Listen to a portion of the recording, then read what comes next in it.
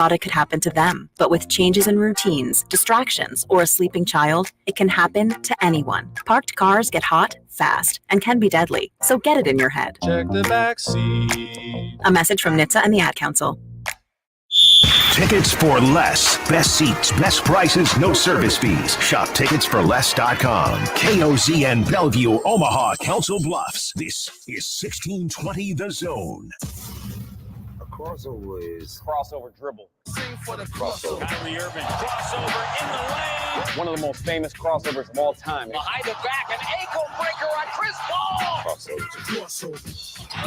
Double crossover. The crossover continues to evolve. Crossover powered by Everlevel Concrete. Repair in Omaha at everlevelconcrete.com. What's up, boys? Yeehaw. Yeehaw. Yeehaw. We're yeehawing today. I like your shirt. Thank you. Repping the Buckeyes. When are you getting that endorsement? They got to be in Nebraska? Well, I believe they are expanding up to Kansas City. Oh, you guys soon. were talking about that. Yeah, so let's get it moving.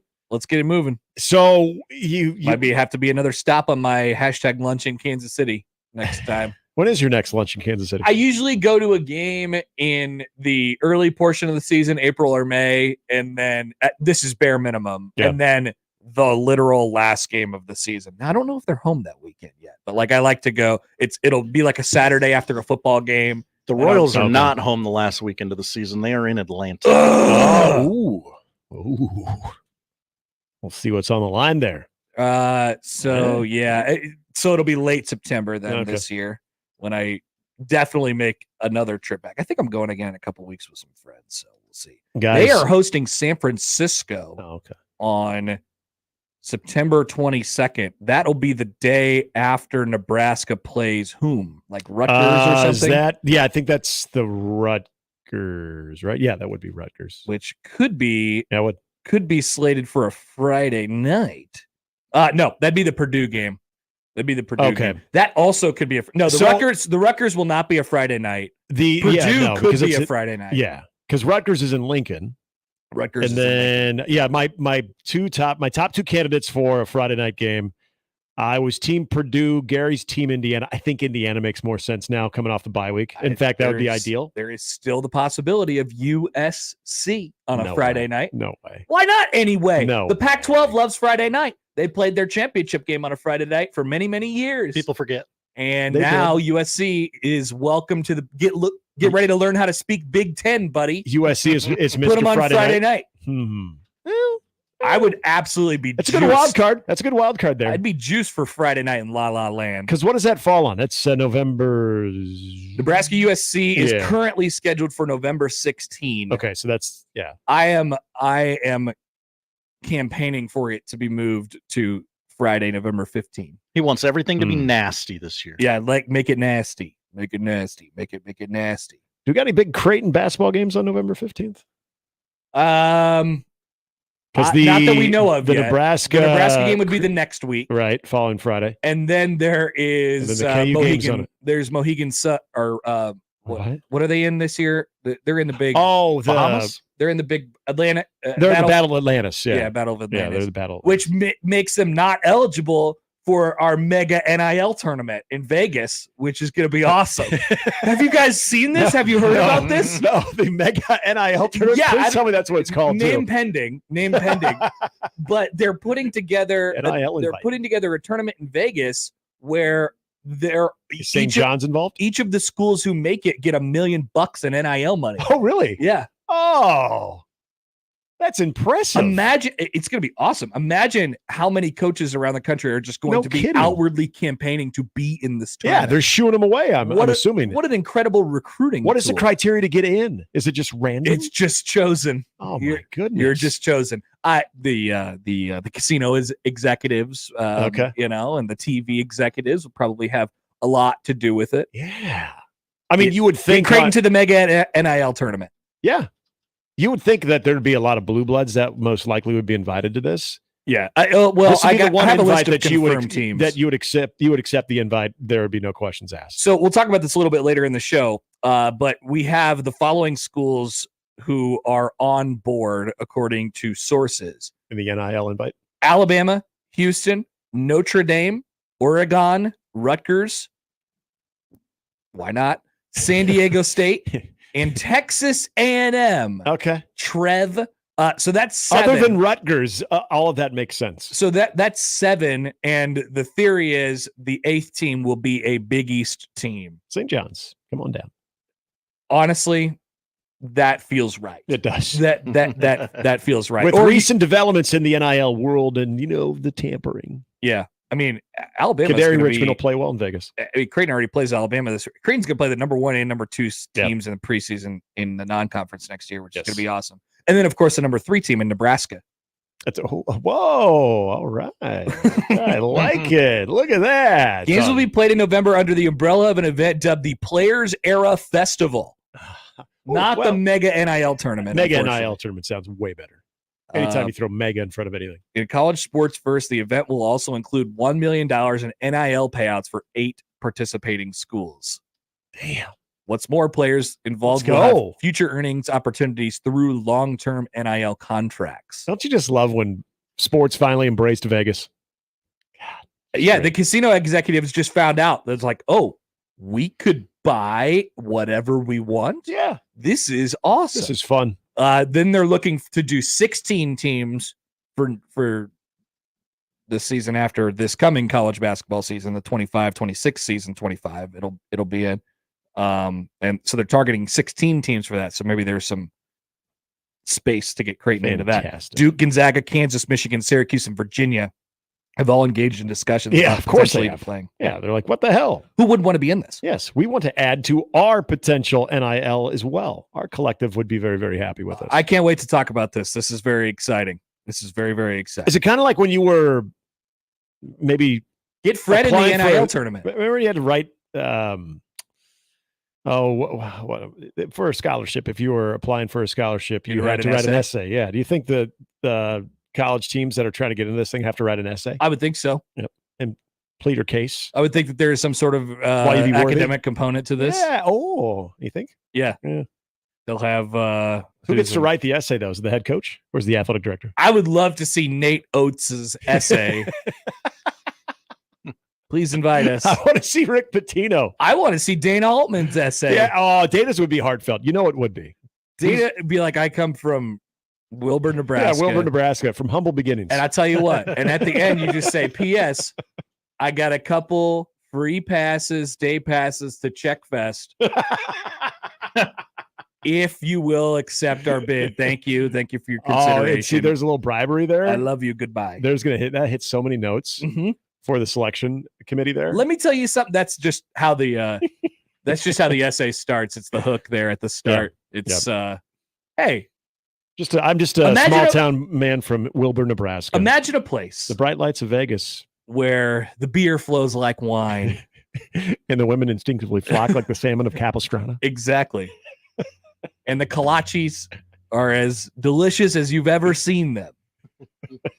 I'm talking about a little something called Czech Fest. Czech Fest. I don't know the French. You interested? You interested? I got you. Just accept our bid. Guys, we were too late on our idea of doing the mock draft. We cannot do mock draft. Uh-oh. Well, we could do the mock draft because we won't know. Well, yeah, it's true. We won't know the results of we'll probably, I guess, get some leaks today because today is the draft. The draft. The only draft that I care about, by the way. They seriously should televise this stream this. It just seems so easy. Yeah. The theory is like, I mean, people would get their feelings hurt probably a little bit too much. Okay, so I was more fan bases because athletic directors and coaches, they have to know by now, right? They got to know where they fall in the pecking order of these things. They're not completely led to believe otherwise. I feel like they're probably that's true. I mean, you got to know. Given some, they're privy to some of that information. I mean, if they're not. They definitely know every year. Like, hey, Rutgers, you're not getting a primetime TV game. I'm sorry. Right? Like, we're not picking you. I think it's the fan bases though that would get more butthurt. Fan base would be like, what? I don't know. Yeah, I mean. Some, I should say the majority of the fans, but some fans I don't care. Really. Fan bases get butt hurt all the time. Sometimes you just need a little dose of reality. Just got to say, hey, this is what's going on. I cannot wait to find out where we're living in the real world now. I will continue to campaign for Nebraska and Colorado to play at night. Yeah. It doesn't seem likely at this point. I don't know exactly the draft order and where that game might fall. But like we know that Michigan and Texas is going to be big noon on that day. So there's a couple other options for Big Ten slots. It's the second biggest Big Ten game of the week. What do you do with it? And 2:30 CBS would be fun. Yeah, that's good consolation. 6:30 NBC would be pristine.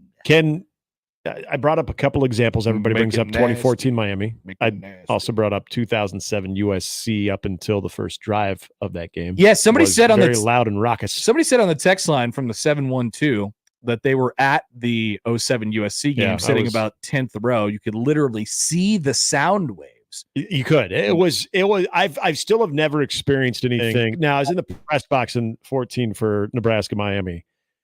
You could tell that was loud. 07, I was actually in the stands, and I've never experienced anything louder than that in Memorial Stadium. And that's why it was so notable when USC goes on the death march to open up the game. You're like, and it just goes. Whoomp. I always mention this when we talk about environments at Memorial Stadium, but it's a great lost game because it never happened. The 2018 Akron game, the first game of the Scott Frost era. Literally, there was electricity in the air. Yes, it may have had something to do with why we got so many thunderstorms that night. Yep, but the fans generated that. Holy God! I mean, I was on the field just in the pregame, and I don't think that I've felt anything like that. Now, part of that is I haven't been on the field for many giant events, but I've been in the stands for a lot of these games that we always talk about and mention. And then there's great games too, but the build up and the lead up to that, it was, there was just a buzz everywhere. You could not help but walk into the stadium and feel adrenaline flow through you. It was incredible. And then they kicked off. And then it was over. And so it was almost like this perfect lost in time game. Yeah. And it just sits there forever. And I wonder what could have been that night. I wonder what would have happened. I don't really care what would have happened during the game. They may have lost. Who knows? But now some people like to argue they would have won the game and then it would have changed the whole trajectory of the Scott Frost era. Yeah, I've heard that as well. That to me is a rather flimsy limb to grasp at. It would have got the way it got. No matter what. But the beginning maybe of the Scott Frost era. Are you saying eventually bad coaching becomes bad coaching? I am. Yeah, okay. I am indeed saying that. So whatever happens in the game happens in the game. But the lead up to that game was crazy. I will always remember that being on the field in that moment. What I imagine, and I see this at night. I'm having a vision, guys, that everything that Shedeur Sanders does in that game. Make a rap song? Was it called Perfect Timing? Or time? Perfect Timing. Perfect Timing, yeah. Oh, because he likes watches. I get it. So he loves talking about his watch so much. He really does. I've never met a person who talks about their watch as much as he does. Who uses a watch? Who uses a watch? I don't know. I mean, just pull out your phone. He's got a pretty sweet. He's got a collection, right? He doesn't just have one car. Doesn't he have a couple?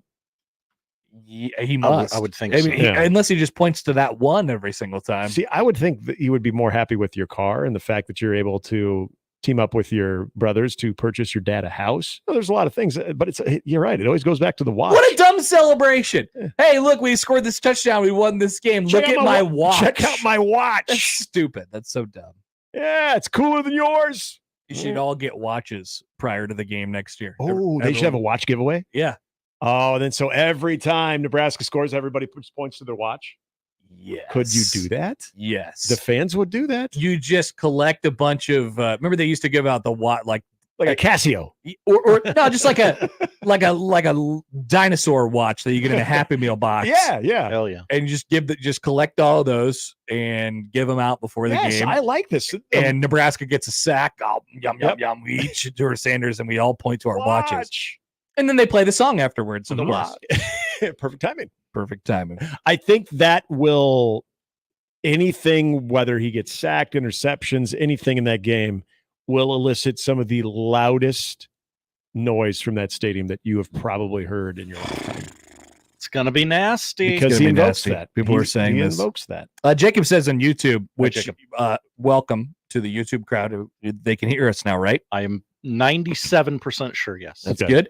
Jacob says for the Akron game, the crowd was so loud that you couldn't even hear the music from the tunnel walk. Yeah, that's something. It was nuts, man. I was out of town watching that game if it would ever happen on TV. And so all you saw was Butch Hug? I saw Butch Hug a lot. Yep. In fact, I think I yelled because I was with family and they didn't know who Butch Hug. I'm like, hey, there's Butch Hug.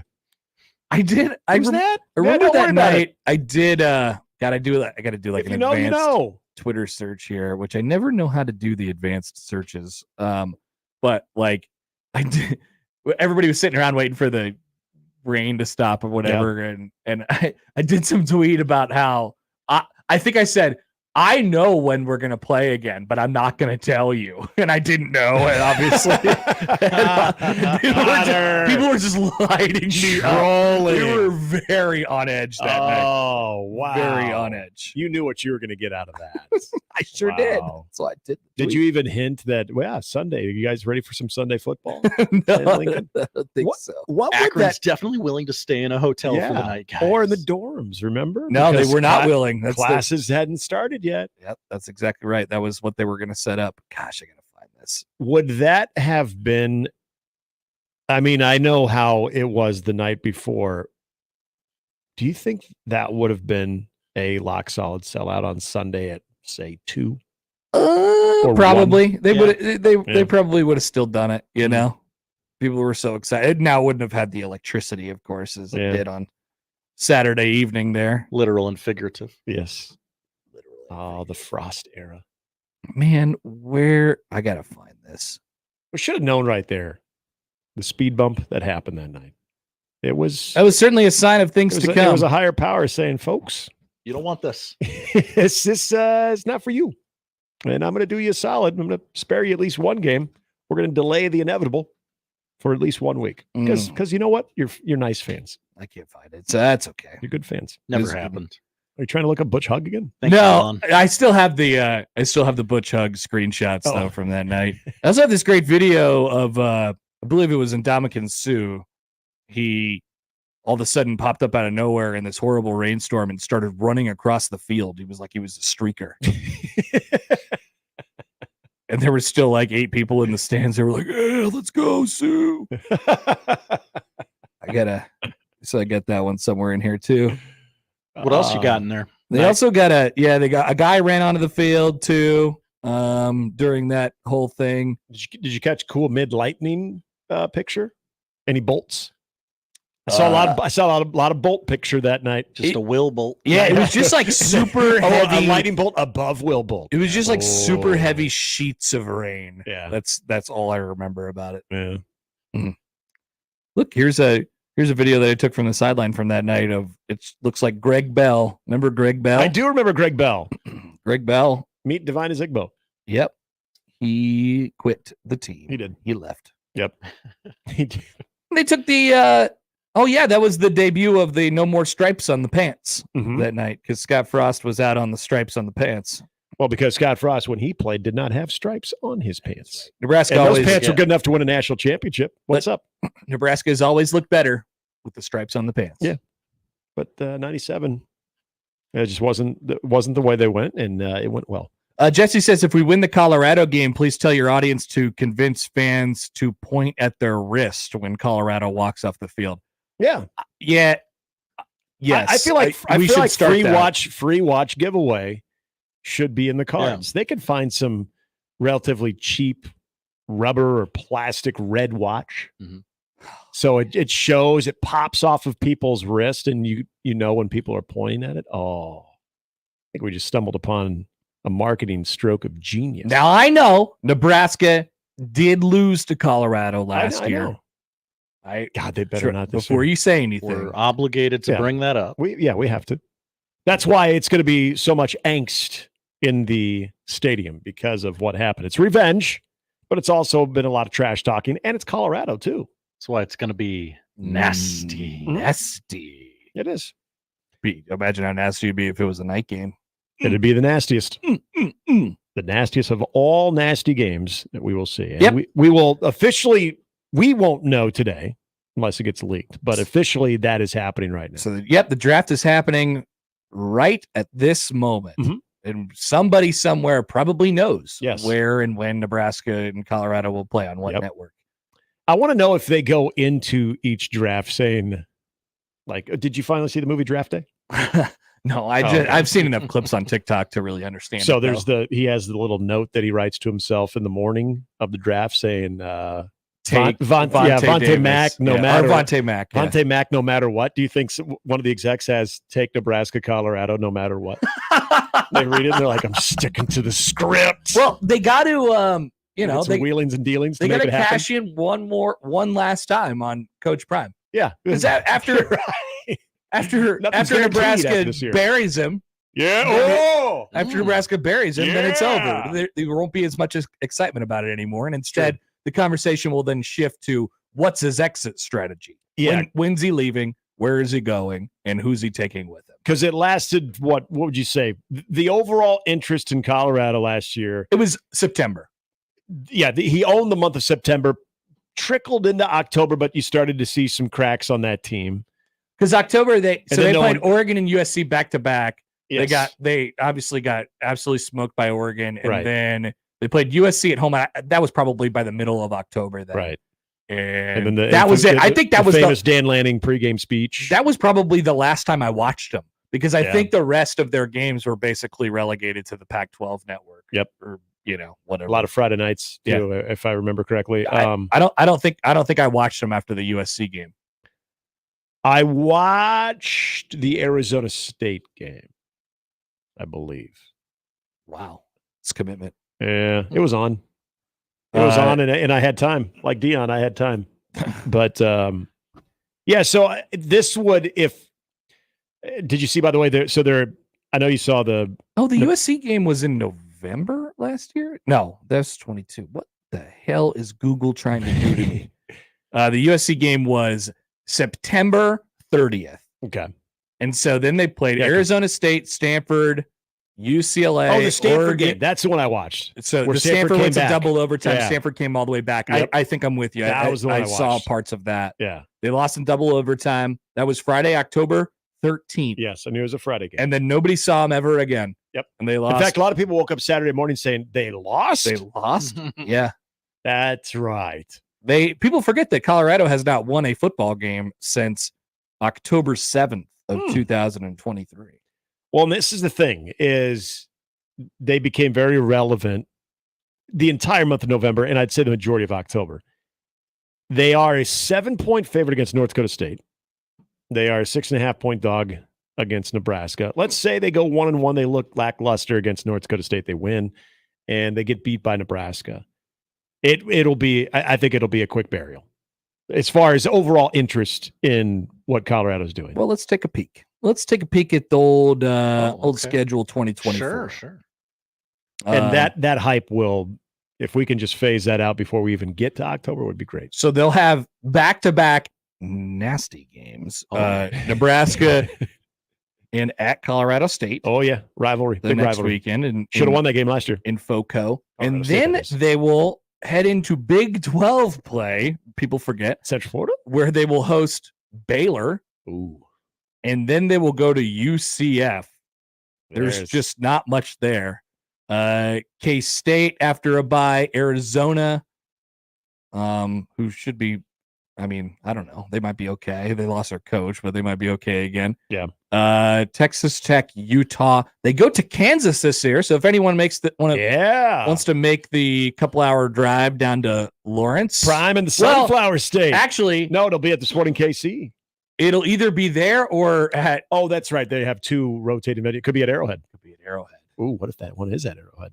I'd go. Okay, that would be kind of awesome. That would be kind of fun. November 23rd, Saturday. I'll borrow some of Jimmy's Kansas gear. Nebraska's busy that weekend. They're hosting Wisconsin. It is easy. The Colorado game is at Arrowhead. It is at Arrowhead. Okay, Colorado, Kansas is at Arrowhead. Yes. Nice. Only the UNLV and Lindenwood games are at Sport. That makes sense. You're probably not looking for a heavy gate entrance that night. What'd you say their win total is right now? Did you say that? No, I just gave the two futures games. North Dakota State, they are a 7-point favorite at home, and then against Nebraska, they're a 6.5-point dog. And then against Colorado State, they are a favorite. But now I'm forgetting maybe 8 points. Yeah, Colorado season win total 5.5. 5.5 on the FanDuel Sportsbook. Yep. I don't know, boys. I think that one, that game, it needs to be at night, but I think we're looking at a 2:30. But that's a good consolation price. CBS 2:30. It's fine. It's fine. It just won't maybe be as hostile. Nasty. Yeah. We need more nasty with that though. All right. Well, yeah, we got a lot of stuff to get to today. I'm excited. If you guys get any leaks, let me know. Hit me up on Slack. Oh, hell yeah. It's a company man. Right have you guys heard this? We need to tell everybody about hit me this. Up on Slack, brother. In what's our continued evolution into the 21st century, the boys of 1620 The Zone are now slacking each other. We are. We're a bunch of slackers. We're slacking each other all the time. Weren't enough ways to get a hold of us. This morning when I was here, I went into Mark's office. I had to ask him a question, and I thought to myself as I was asking him this question, this could have been a slack. I could have slacked him. Yes. My wife always talks about Slack because what she does, they use Slack. It's she probably works in a place where they all work from home. Yes, they all work remotely. That's why Slack is a big deal. We don't. We all cross paths except for mornings and afternoons. And can you imagine how much we're going to be slacking each other during the College World Series? Oh, we're going to slack the crap out of each other. All right, that actually seems like it might be a good use of the system. Yeah, it's going to be one big Slack fest. It's going to be amazing. I just don't want to download another app. I just got too many apps. And I even turned my notifications on for Slack. Holy yeah. God. So if you guys slack me, I'll slack you. And we know he's up early. So. I am. I'm up early. So if you want to slack me early, that's true. Slack me early. Slack all you guys. Just don't slack me too late, guys. Okay. We have different hours when we go to bed. Right. All right. When you go to bed, I'm already like probably 2 hours deep. So yeah, that's the thing about Slack. No slacking after certain hours. I mean, the Slack goes on whether you're awake or not. 24-hour Slack, baby. You wake up, you got to catch up on the Slack. What have they been slacking about while I was sleeping? They've been slacking each other all night. Scroll. What's slack-a-lacking? I can't wait to see what the first conversation starter in our Slack chat is. I saw you tried to start one. I did. I said, if anybody needs anything from me, just Slack me. I'm like, we got a first message. All right. Let it begin. Don't talk to me. Just Slack me. We're probably don't text me. The last group of knuckleheads you want to have this, but it'll be good. Yeah. All right. Have a good day. That's Crossover, powered by Every Level Concrete Repair in Omaha at everylevelconcrete.com. It's Wednesday. We'll start things off next. That's the Crossover. The Connor Happer Show is next on 1620 The Zone. Mornings with Sharp and Hanley. I'm telling you here, kids aren't coming to play college football or basketball for school. It's just the reality of it. How many times have you thought, wow, I wonder what his GPA is? There's a reason why when they announce starting lineups, they don't put their majors on there anymore, okay? Gary, student comes before athlete. Yeah, whatever. Okay, athlete ahead of student. Okay, there's 30,000 other students. Mornings with Sharp and Hanley. Weekdays 6 to 10 on 1620 The Zone. Your Omaha area forecast from the Godfather's Pizza Weather Center and KETV News Watch 7 on 1620 The Zone. Can't rule out a stray shower early Wednesday, then a chance for a few pop-up showers and storms in the afternoon. Better chances north of the metro. Otherwise, partly sunny with highs in the low 70s. I'm meteorologist Sean Everson from KETV News Watch 7. News Talk 1290 Coil is your radio home for Omaha Storm Chasers baseball, proud AAA affiliate of the Kansas City Royals. Tune in to hear every pitch, every hit, and every out as the Chasers play at Warner Park and across the International League in 2024. With the voice of the Omaha Storm Chasers, Nick Batters, on News Talk 1290 Coil. Tune in to 1290 Coil all season long for your Omaha Storm Chasers baseball as they take on the International League. It's Storm Chasers baseball on 1290 Coil. Cards issued by Sutton Bank and Celtic Bank, members FDIC. Terms and conditions apply. Are you the decision maker in your company? Consider this. For the first time in decades, there's a better option for a corporate card and spend management platform. Meet Ramp, the only corporate card and spend management system designed to help you spend less money so you can make more. Most corporate credit cards offer points as incentives, but those points amount to less than their worth in real cash value. Ramp's business cards offer you cash back, real money in your pocket. Plus, you control who spends what with each vendor. And Ramp software collects and verifies receipts automatically, which means you'll stop wasteful spending and close your books in hours instead of days. Businesses that use Ramp add up to 5% to their bottom line the first year. If you're a decision maker, adding Ramp could be one of the best decisions you've ever made. And now get $250 when you join Ramp for free. Just go to ramp.com/sports. Ramp.com/sports. RAMP.com/sports.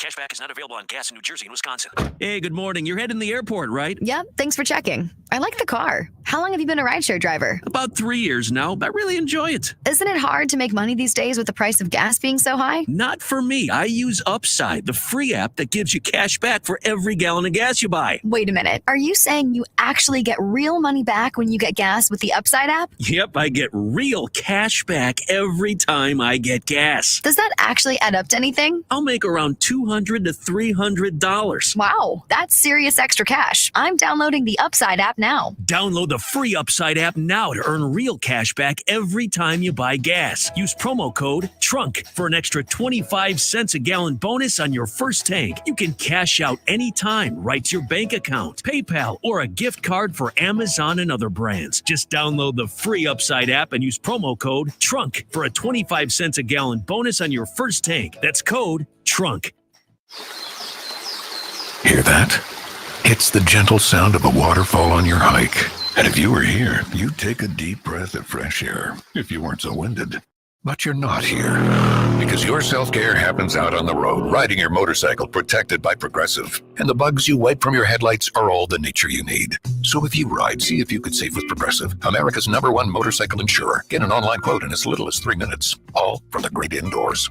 Progressive Casualty Insurance Company and affiliates, not available in all states. Lindley Clothing can guarantee you will look good, feel good. I just can't fix your golf game. Fantastic golf gear from Peter Millar to Johnny O. Also great tech golf pants from Ballon and golf shoes from Johnson & Murphy. Spring is sprung, and Lindley Clothing and Well Suited is ready to get you ready. Whether it be walking down the aisle, sitting in the audience, or on the 18th hole. Well Suited, perfect option to get great styles for less. And of course, you know the top-notch staff at both Lindley Clothing and Well Suited. They're going to find exactly what you need for that special event. Jack Victor, Bugatti, Samuelson, they've got it all. 132nd and West Dodge in the Linden Market. Car repair is car repair.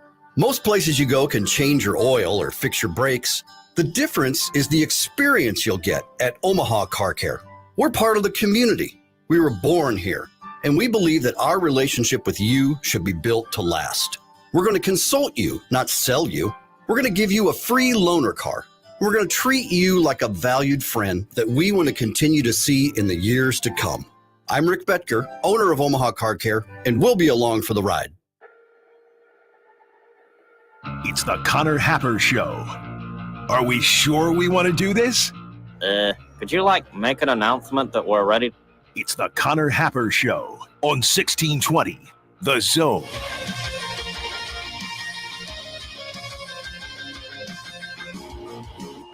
Hello, welcome in. Happy Wednesday. It's the Connor Happer Show on 1620 The Zone and on 1620thezone.com. Connor Happer, Josh Odson with you on a Tweet Bag Wednesday.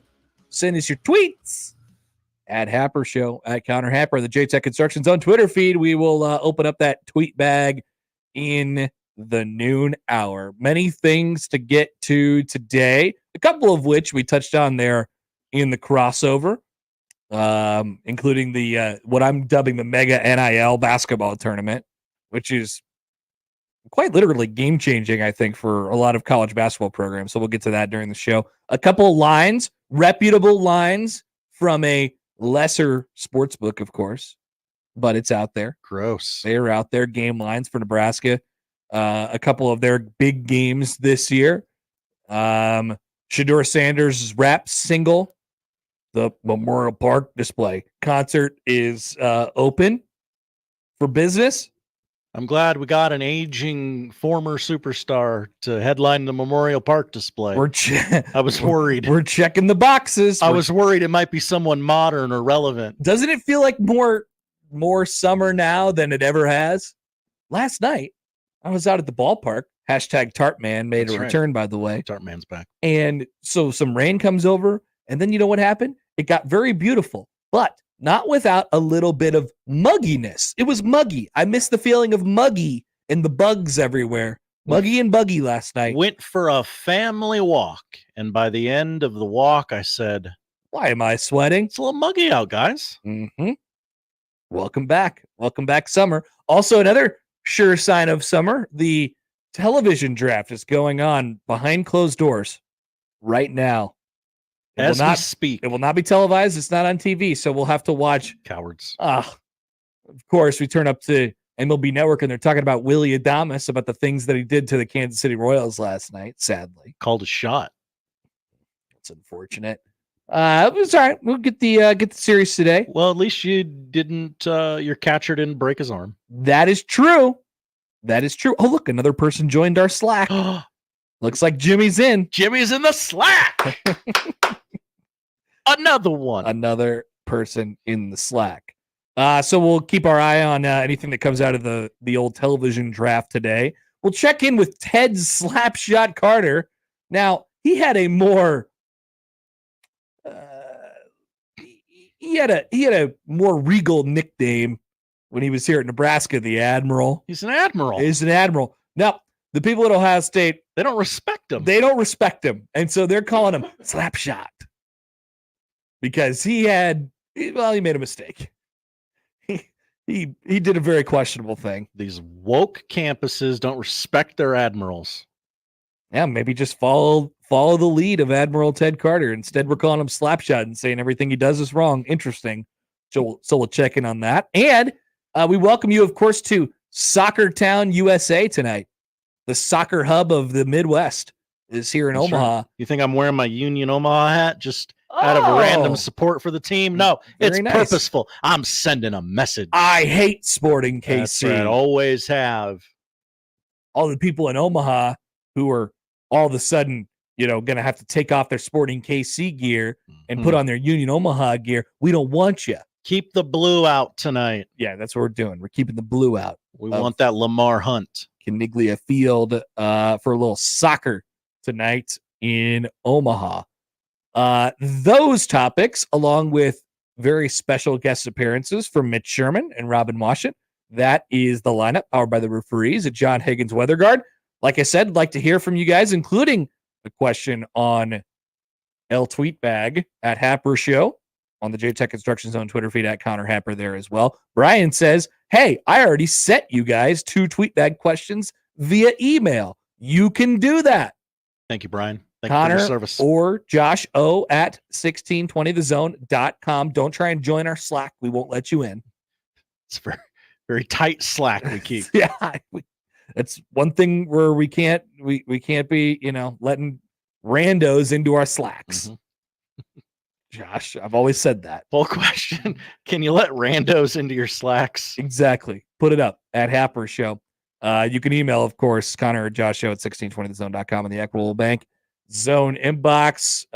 Call or text 402-951-1620 on the 42 Degrees, the Source Hotline. And we say good morning to our YouTube streamers this morning. Hello, streamers. What's up, brothers? What's up, brother? Josh is very with the times. He's on Slack now, and he knows about this guy. I'm on Slack. I know about this guy. You got questions about the Kendrick Drake beef? I got you. Yeah, you are very up. You are very up with this. I love drama. As long as I'm not involved in it. You do. You love a changing of the guard. I do. And what? So you're in the final analysis. There has been a changing of the guard. You cannot put your arm around Drake, so there's a changing of the guard. Wow. I don't know who's going to take the mantle, but it won't be him. Kendrick Lamar came at the king, and he did not miss. He did not miss. That's what you're saying? Yes. Okay. I am. How many tracks are we deep into this now? Oh, I can't count that high, Connor. You can't count to like 5? No. Because it's been 5, right? 4, 5, 6? Is there like billboards around? 7 to 10, I feel like is the right answer. What's going on? I saw The Ringer this morning. They put out a list of I believe it was the 50 best diss tracks of all time. Yeah. I definitely read through that. I'm sure Josh did as well, because we forget that Tupac asked who had sickle cell. Yeah. It was the 90s, Josh. It was. It was the 90s. It was. It was a different time. Yeah. You could just ask, hey, doesn't one of you have sickle cell? They said that the greatest diss track of all time was, of course, Tupac's "Hit 'Em Up," where Faith Evans caught some strays, and Tupac going at Biggie and all those guys. That whole dispute didn't end well, if I remember correctly. No, I don't think anyone came out of that looking like a rose. So hopefully that is not our situation here with modern day rap beef. I thought modern day rap beef was just going to be like stuff that happened on Instagram now. I guess probably most of it is, but this one has gone very public, very, very viral. Diss tracks abound. They're back. All right. So we say good morning to all of you guys over there. Also, those of you watching along with us at 1620thezone.com. That is where our stream is conveniently located. Also, I'll warn you that you should join the stream today on video, because we'll have a couple of videos in there that we want to show to you guys during the show. You'll be able to hear the audio from us if you're listening via El Radio.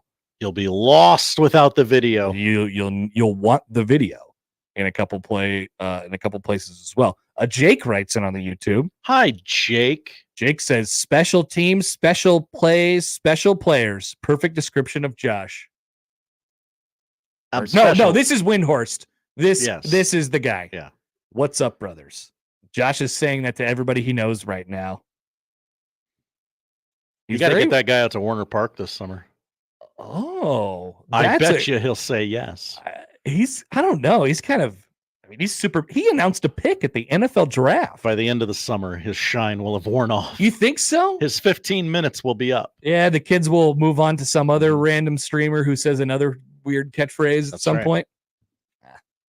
I was guilted into watching some playoff hockey last night by Hockey Dad, which was nice. He was like, "Are you guys watching this? It's in double overtime." I was like, "I suppose I'm not really doing anything right now. Might as well flip it over." And I did. And then the game ended. Go Rangers, bing bong. And then we bing bonged. They're bing bonging all over the place in New York. The Garden is hot. I think New York is back. I think so. I think New York is back as of right now. Watch that and a little bit of the NBA games from last night. They were fine. I was waiting for that Western Conference game to get close. Yeah, never really got there. Nah, never really. It was like too close. Got down to like 8. Yeah, it was too close to go and watch something else, but it was not close enough for it to hold my attention. Quick thing I want to tell you guys before we get going here. So last night at Warner Park, once again, the return of Tarp Man. It's amazing. Wherever I go, there is tarp. Do not invite me to your baseball park. There will be a tarp involved. And so, I was there and I got involved in the tarp pole a little bit, which is a lot of fun. I love being part of teams, which was nice. And I think for my efforts in the tarp pole, we pulled out the t-shirt cannon last night, and the fine folks in charge said, "Connor, why don't you take the t-shirt cannon and fire it off a couple times?" Hell yeah. Have you ever fired a t-shirt cannon, Josh? No. Because that is a special, special feeling. You have everything right there in the palm of your hands. You got to take us through it. Like, how much power did you feel? So so there's like a little PSI meter on the side. And okay. And it's supposed to, they said, put it up to like 200. That should get you to where you want to go.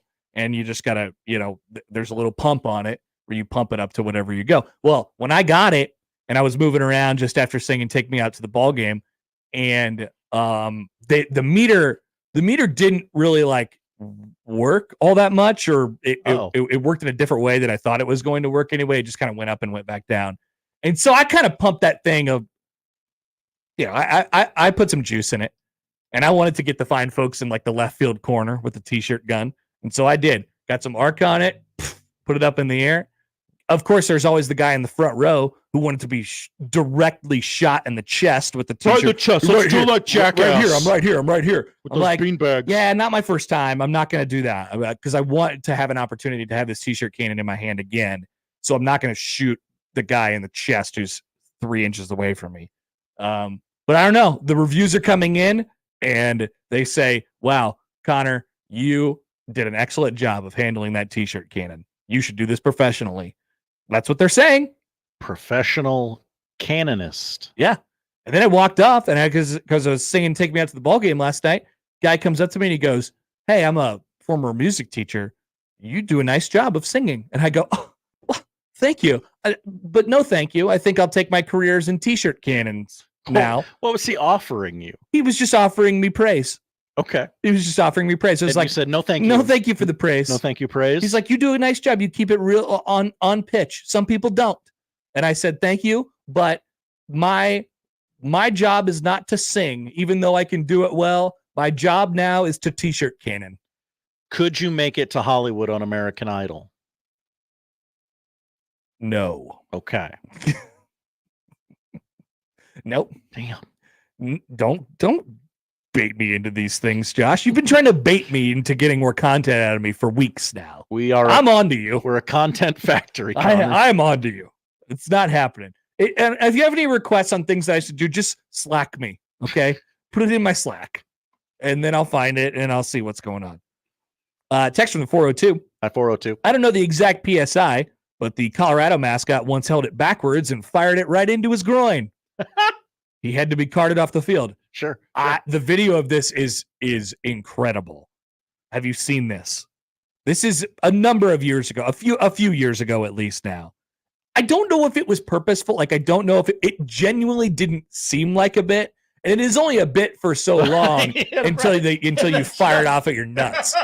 But like there's only so much that you can act in that situation. So it becomes very real. You don't get a stunt double for it. But if it is a bit, I mean, he is the guy inside the Ralphie costume was committed to it because he fired that thing. You could feel the pain. You could see the hurt. What year was it? Was it like, hi, I'm Chip and this jackass? Yeah. No, it literally looked like he was just trying to fire one of his came right back at him. Josh, why don't you do a Google real quick, and I want to see your live reaction to this. I want to see your that was my live reaction to watching the video. Oh, you watched it? When I cracked up like an idiot. Oh, I thought you were laughing at my joke. Oh, no. Sad. Wasn't listening to you. That's sad.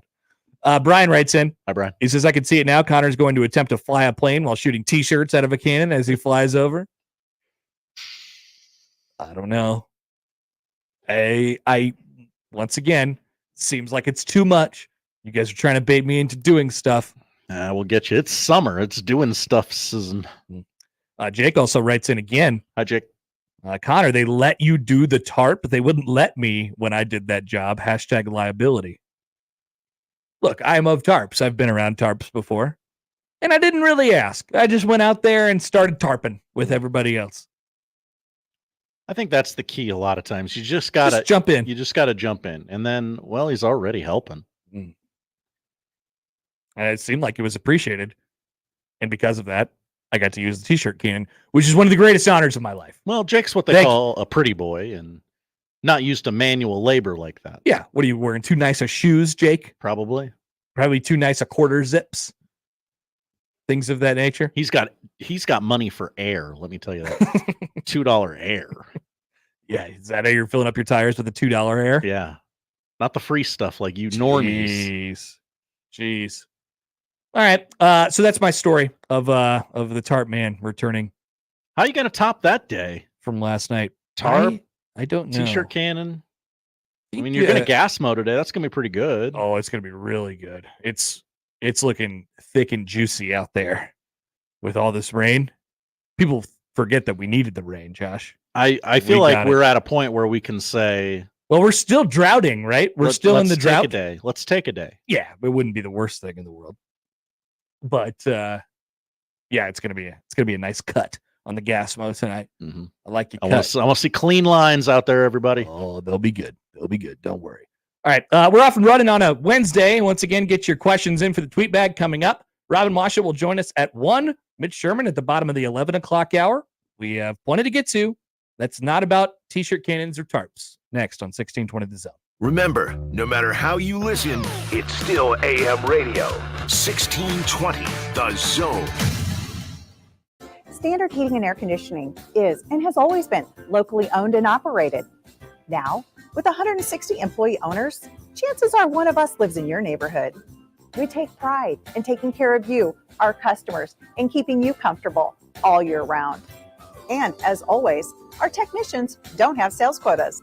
When other companies send salespeople, Standard Sense qualified technicians is just part of. Carrier, turn to the experts.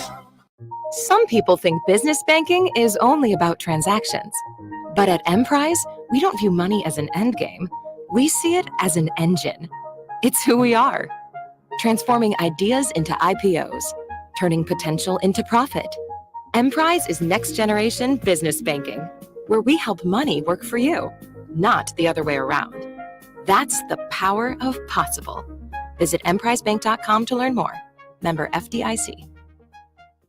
Are you an oblivious person hogging the sidewalk like a large dying snail? Do people stuck behind you ask, how do you sleep at night? Then you should go to Mattress Firm. They have tons of quality beds at every price. So anyone, even people like you, can sleep. Get matched at Mattress Firm. Sleep at night. Restrictions apply. See store or website for details. Wesley Financial Group is not a law firm. This story is called The Ugly Truth About Timeshare. If you think you've done your family a favor by buying a timeshare, you need my help. Hello, I'm Chuck McDowell, founder of Wesley Financial Group. 10 years ago, I started helping folks cancel their timeshare. In the process, started what's now called the timeshare cancellation industry. The ugly truth is when you buy a timeshare, you can't tell me how much it's going to cost or when it's going to end. I recently helped a couple that had their maintenance fees go from $800 to $3,200 a year. They also received a $4,000 assessment for a hurricane that was over 1,000 miles away. Sound crazy? The crazy thing is this never ends. Call my office now. If we take you as a client, I guarantee we'll cancel your timeshare or you'll pay nothing. Call for your free information kit. Call 800-462-3333. That's 800-462-3333. 800-462-3333. Drinking and driving causes serious harm to friends, family members, and loved ones. In 2021, 65 people were killed in Nebraska by a car crash involving a drunk driver. Do not drink and drive. By drinking less, you can still be here for your loved ones. If you or a loved one is looking for help, find a treatment facility near you at findtreatment.gov. For immediate support, call, text, or chat 988. Brought to you by Nebraska DHHS in partnership with SAMHSA. At Churco, Chef Dave blends the distinctive food of Northern Italy with the melting pot of American cuisine to bring a unique fusion of style and flavors to West Omaha. From fresh pastas handcrafted daily to house-dry aged steaks, focaccia bread baked daily. Churco is perfect for date night or any night. Churco features crafted unique cocktails, an extensive Italian and American wine list, and a robust happy hour Tuesday through Sundays. Churco, located at 192nd and Q and CIRCOOmaha.com. Omaha Maverick Baseball has won 5 out of the last 6 series and leads the Summit League in conference wins. This weekend, the Mavs take on first place St. Thomas. This series will likely determine the regular season title. The weather promises to be perfect, and you don't want to miss any of the action. Friday night is $4 Friday. Soft drinks, beer, popcorn, hot dogs, and brats are all $4. Get your tickets for all 3 games by calling 402-554-MAVS or by going to omavs.com/tickets.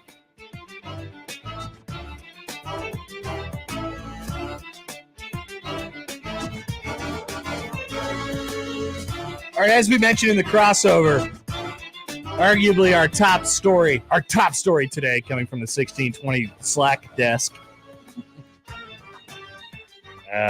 The greatest draft in sports for media junkies, which is us, and I don't know, we think you guys are interested in this stuff. It's college football news.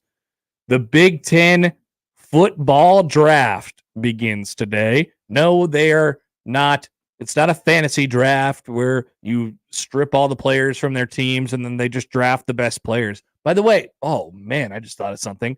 Where would Dylan Raiola go in the Big Ten draft? Our sweet baby Dylon? Yeah. Just humor me here for 10 seconds. Okay. If you took everybody off, I don't know. If you took everybody off of the Big Ten, their Big Ten teams right now, and you did a Big Ten only player draft, how long would you, and you get that person for the rest of their eligibility, or at least that's the plan. I guess they could transfer or whatever, but you're getting new baby boy freshman Dylon. He'd be one of the first 10 picks. Yeah, right? I feel comfortable in that. Yeah, that feels good. I mean, much like the NFL draft. I mean, you want to get the quarterback first, probably, right? You start there and you kind of go from there.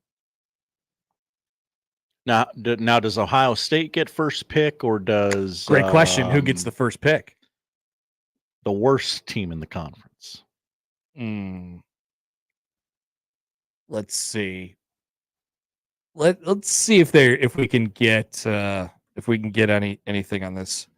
Like if there's like a way too early Big Ten conference, all conference team or something. I mean, obviously, like Ohio State's gonna have a lot of guys.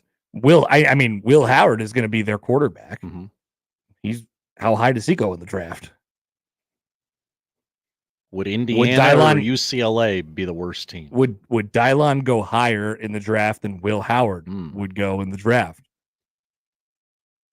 Obviously, you could take any one of Ohio State's 5-star guys that they have on their team, but none of them at this moment well, I guess they have a backup or two that play quarterback, but you're doing a what if in that situation. Like how high is Drew Aller the first guy off the board in the Big Ten draft?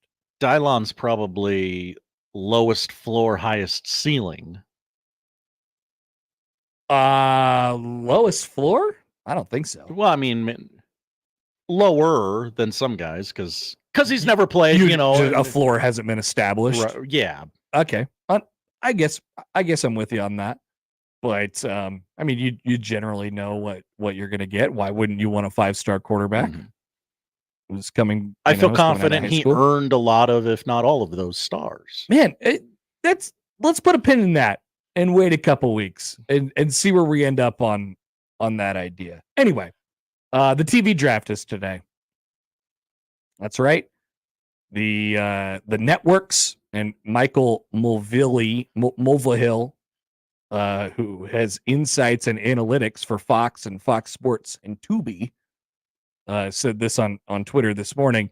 More fascinating than ever with 3 networks choosing games of the 18 schools. Derek Crocker and Ryan Kassoff are running the war room for Fox. So there's Fox, and I'm sure this has been written about, but like, how does it work exactly? Since Fox owns so much of the Big Ten and they have their tier 1 rights, like, do they get first pick like every week? Does it go week by week, or do we just take a landscape of all the biggest games and put them in there, and then they go one by one kind of down the line? What's the order of this thing? Like, basically what I'm saying is we need way more information on this than we currently have. Is it week by week? Is that's what I'm asking. Like, is it week by week, or do we just put all the games into all the big games into a big pile and then just draft them off from there? Yeah, I mean, like, obviously, if you do it from the entire year standpoint, which I think that's the way they go. Like, you just take here's the biggest games, they're in a pool, and let's draft them. But that would, I don't know. So it would be Ohio State, Michigan, number 1. Texas, Michigan, obviously it would be pretty big. Ohio State and Oregon would obviously be pretty big. Those are like super big. Those games will all be on Fox. So it wouldn't make sense to say, in retrospect, to do the draft where it's like, yeah, all the biggest games go in and then they draft them, because all those games are going to be on Fox, which would mean those other networks wouldn't have had the opportunity to pick. So I it's weighted for Fox in some sort of way. So it would make a lot of sense to do it week by week. Basically what I'm saying is we need way more details on this than we currently have. And yes, we need to televise this. Peter Schrager commented on the tweet. Peter Schrager, of Celebrity Jeopardy football and of Celebrity Jeopardy and of, I didn't even know this. He's a senior national writer for FoxSports.com. I just see him on TV wearing his Kansas City shirts all the time. He says, televise this. It's growing. It spreads. Welcome to the Big East, Schrager. It spreads. As John Rothstein always says, it spreads.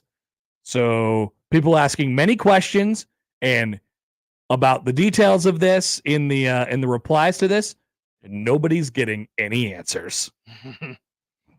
Nobody's getting any answers. We'll just see the result of it at the end. We'll just say, oh, okay, this is what games are on what network. My guess is we'll start to hear leaks about it, whether it's today or I would imagine that this happens over a period of time, like a day or two or 3 or a week or something like that. And then you start to get leaks and you start to get leaks and you figure out your fate for the 2024 season. They have to have a Slack. They must be slacking each other. They must be. Now, I guess I would take a long read from The Athletic or something like that. I think we've got something like that before. If we're gonna compromise. But come on, cowards. Let's do this. I agree, man. Why not? This is red meat for us here in the Midwest in May. It really is. And I mean, it's an event. We love events. Now, like I said, people are going to get their feelings hurt. That's okay. Don't care. I mean, Rutgers, it'd be funny. It'd be hilarious to watch the poor Peacock representative say, all right, what do we got here? I guess we'll take Maryland and Purdue. Okay. Maryland and Purdue. BTN guys. Yeah. Yes, we get Rutgers, Michigan State. Yeah. And a lot of those games won't be decided until like later on. Because those are the flex states. So we're in the period of time right now where we're just picking like the biggest games of the year. I'm curious in the process of which games get included into those categories. Is it just a pot of all the games and then you select from the giant pot, or is it only like here is 25 of them that we have pre-selected and we'll just draft those as we go, with it heavily weighted, of course, to Fox. Put it on television. Like you said, Josh, you cowards. And I eagerly look forward to all the results, including, of course, Nebraska and Colorado, Saturday, September 7th. I would imagine that we'll get, we already know that Nebraska and Iowa is going to be on Black Friday. We're probably looking for a TV network on that one. I would imagine that CBS would probably, shoot for that one again. It's been a huge winner for BTN in the past, that game has. And then you have, Nebraska, Wisconsin is a big brand game. Nebraska, USC is a big brand game. Nebraska, UCLA is a big brand game. Nebraska, Ohio State is a big brand game. Might we know all of those by the end of, say next week, Memorial Day or something like that? I don't know. Like it just depends on which ones get thrown into the cauldron of games that could be selected at this draft. But we eagerly await Nebraska and Colorado. Travis writes in. Hi, Travis. On YouTube. He says, I believe they draft the week. So from there, they get first choice from that week's slate. I think that's what I've read previously, but maybe I'm wrong. I don't know. I've heard it both ways. It's never been. Basically, I think what we're getting to is the reason why this isn't televised is because it's a very, very inexact science. And there's probably some concessions given up from time to time as it and you have to know a lot of information going in, what the contracts stipulate and stuff like that. Also, remember, I'd love a draft day trade. I always throw this in there too. Yeah, that'd be funny. Like NBC kind of got screwed last year. NBC and CBS kind of got screwed last year because ESPN was still in. Mm-hmm. They were still looped in before their full transition over to the SEC. Now they're not. So will they get any back pay on the back end, aka right here in 2024, where it's like, yeah, this game would have been Big Noon Fox, but we'll throw you a bone, NBC. Here's for all your troubles. Take this beautiful, juicy game and put it at 6:30 on your network. Almost assuredly, they'll each get one, right? Maybe. But also keep in mind, there's more inventory this year. Mm-hmm. People forget, Josh, there's 18 teams in the Big Ten now. When Oregon and Washington play each other, that'll be under the Big Ten's umbrella. When USC and UCLA play each other, That'll be under the Battle Big for Ten's Los umbrella. Angeles. So maybe that makes it so, all those games that I just mentioned for Nebraska, the Wisconsin, the Iowa. Now the Iowa's kind of a primetime one-off thing because it's on a holiday. So that'll be a one-off. Of course, every year they'll decide that. But like, I don't know how many you'll have a good idea. And honestly, you could look at this way big picture and we think about what brands mean in college football now, how big your brand is as we are. I am constantly in a state of concern about whenever Ohio State says, actually, why are we getting paid the same amount of money as Rutgers? And they just, they blow everybody else off and say, I would like for you to pay us what we deserve in comparison to some of our opponents. We shouldn't be in our own conference. We shouldn't be making the same amount of money. So that when that doomsday comes, your brand is going to matter because that'll decide kind of who gets the prime positioning in whatever the next version of college football probably looks like. What that actually is, what it looks like, the shape of it, I have no idea. But there's no doubt about it. Your brand means more than it ever has because it's run by television networks, and they have invested a lot of money into the Big Ten, into the SEC, if you're ESPN, in these properties. And so you get a really good the draft, while we make fun of it and say it should be on TV, and it's sort of this fun and interesting, weird thing, almost like Joey's schedule prediction of the NFL. In this case, it actually means something because you get to figure out, all right, how strong is Nebraska's brand according to the television networks, and how many Ohio State games are going to be drafted in the amongst the quote unquote biggest games of the year when we find out the results of this. A lot of them. They're going to be fighting over Ohio State games. A lot of Michigan games, a lot of probably Oregon games, right? And then where does it go from there? Penn State, Nebraska, Washington, USC, UCLA, Wisconsin, Iowa, right? Like they're kind of all mixed up in that mush there. So you get to find out, what do they think of us? And that's primarily the reason that I wouldn't be on TV. Because still a draw, and now Nebraska has a quarterback. The TV networks, aka the big bosses, don't actually want to tell people what they think of them. They just want to give people the results. It's like, here it is. They don't have to explain themselves. What if that's all they did? What do you mean? Big Shoes commissioner man gets to the podium and just announces week 1 television slate will be as follows. I think they do a schedule release show. No, that's not what I want. Okay. How is this different? I want somebody from Fox saying Texas, Michigan. You want somebody from Fox to announce it? Yeah, and then someone from CBS says, "Oh, okay. Well, we went Nebraska, Colorado." Okay, that could be a little bit different than the format of what we're currently on. Okay, we're not going to get your thought process. That's fine, but yeah, well, cowards. From the text line from the 402. Hi, 402. Full question: is it time to change the conference name to the Big Ten? I've seen some people speculating on changing names of the conferences over the last couple of weeks, given that it makes little sense. I mean, I guess the SEC still makes sense, right? It's still technically the Southeastern Conference. Most of the teams are in the quote unquote Southeast. You got to be careful though. If you name it the Big Teen, Drake is going to come coming. What's up? Okay, I don't get that one. That one went over my head, Josh. Kendrick Lamar accused Drake of liking teenagers, like the bad kind of teenagers. Like early teenagers? Yes. Okay. Tweens, if you will. Oh, that's not good. That's quite the accusation, Josh. It is. It's why he won. It's quite the accusation. But is it true? I don't know. Oh, okay.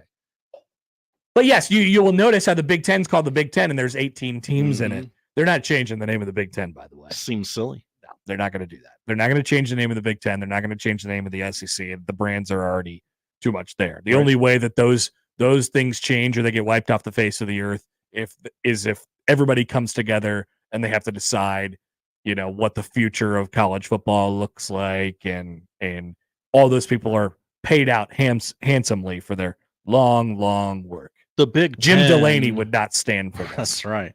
The Big Ten is a nod to our Midwestern roots. We would never change the name. Exactly. They sound exactly like that, Josh. Thank you. So that's all happening right before our eyes today, and we'll find out the results of it as we go forward. But just make sure you put Nebraska and Colorado during the nighttime so we can make it nasty. Nasty. We can make it nasty. That's for sure. Let's take a quick break. We'll come back. A couple good baseball announcer moments last night that we will be getting to during the show. Also, the thing that we mentioned in the crossover, the new change, and really, I think big deal happening in college basketball this upcoming year. We also have Nebraska Lions out, Shedeur Sanders releasing a rap single. Mitch Sherman will join at the bottom of the hour. There's so much more to come on the Connor Happer Show on 1620 The Zone. Live from the Host Coffee Studio, this is 1620 The Zone. If there's one thing that you can count on every spring, it's that we're going to have to deal with some hail. J-Tech Construction is the company to call to make it right again. J-Tech Construction specializes in siding, roofing, windows, and gutters, even solar. They're trained for insurance claims assistance, and they can help with your insurance company. Turn to the team the Huskers turn to, J-Tech Construction. Use your favorite search engine to find J-Tech Construction online and schedule a free estimate today. It's golf season, and that means it's time to start betting like a pro with the world's largest sportsbook right at your fingertips. Circa Sports Iowa. It's sports betting the way it should be. The odds makers with the lowest holds and the best odds for every tournament. Plus, high betting limits, exceptional customer service, and more. Fund and bet like a pro anywhere, anytime. It's never been easier. Get ready for all the biggest golf tournaments with Circa Sports Iowa. Visit circasports.com today. If you or someone you know may have a problem with gambling, call 1-800-238-7633. Come visit Omaha's own little corner of France, Les Voltaire, for mouth-watering appetizers and entrees, plus melt-in-your-mouth desserts and an extensive brunch menu on Sundays 10 to 2. Dinner, brunch with friends, a special occasion, entertaining clients, or just chilling with French wines with your favorite someone, Les Voltaire will make you feel right at home. Reserve their private party room today for birthdays, rehearsal dinners, and retirement parties. Les Voltaire, just off 156th and West Dodge Road in the Pepperwood Village, and at lesvoltaireomaha.com. Did you know that radon is the #1 cause of lung cancer for non-smokers, and that our region has some of the highest levels in the country? Radon Defense Midwest can test and fix your home. Visit radonradio.com for an exclusive offer for 1620 The Zone listeners. That's radonradio.com. Email us on the Equitable inbox with whatever is on your mind. The Zone inbox is brought to you by Equitable Bank. We take banking personally. You can hit me up, agree, disagree, tell me your thoughts on life at Hanley@1620thezone.com. We want to hear from you on the Equitable Bank Zone inbox. Prescriptions require an online consultation with a healthcare provider who will determine if appropriate. Restrictions apply. See website for details and important safety information. Subscription required. Price varies based on product and subscription plan. Hey guys, did you know there's a generic form of Viagra that works just the same but is 95% cheaper? And you can get it online at hims.com/radio. Through Hims, you'll get a free medical consultation to determine the ED medication that's best for you. Discreet shipping if prescribed, a 100% online process, and a range of treatment options, including trusted generic alternatives to the name brands, at up to 95% off. ED is personal, and at Hims, so is treating it. Just go to hims.com/radio and get connected to a licensed medical provider online for free with zero copay, no expensive appointments, and no awkward face-to-face conversations. To start your free online visit, you need to go to this exclusive address, hims.com/radio. That's hims.com/radio for your free online visit. HIMS.com/RADIO. Tickets for less. Best seats, best prices, no service fees. Shop ticketsforless.com. KOZN Bellevue, Omaha, Council Bluffs. This is 1620 The Zone. Let's get back to the Connor Happer Show on 1620 The Zone.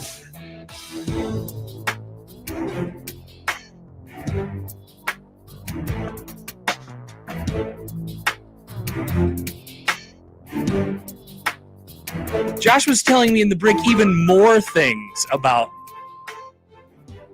the Kendrick and Drake thing Obsessed, Connor. He hates that man breathes air. And what does Drake have to say about any of these things? It's a lot of nuh-uh. Nuh-uh. Why does Kendrick not like him so much? I have a theory that Drake is the most popular rapper in the world, and Kendrick feels that there might not be a lot of quality content. Oh, he's jealous being shipped out, whereas Kendrick, he's jealous. You know, is the people's champion in a lot of ways. Where hey, that guy's delivering the best lyrical content. Why isn't he more popular? Kendrick, guess what, buddy? Music isn't all about lyrics. People ought to like your songs. That's kind of part of being popular and being good. Like, people like your songs.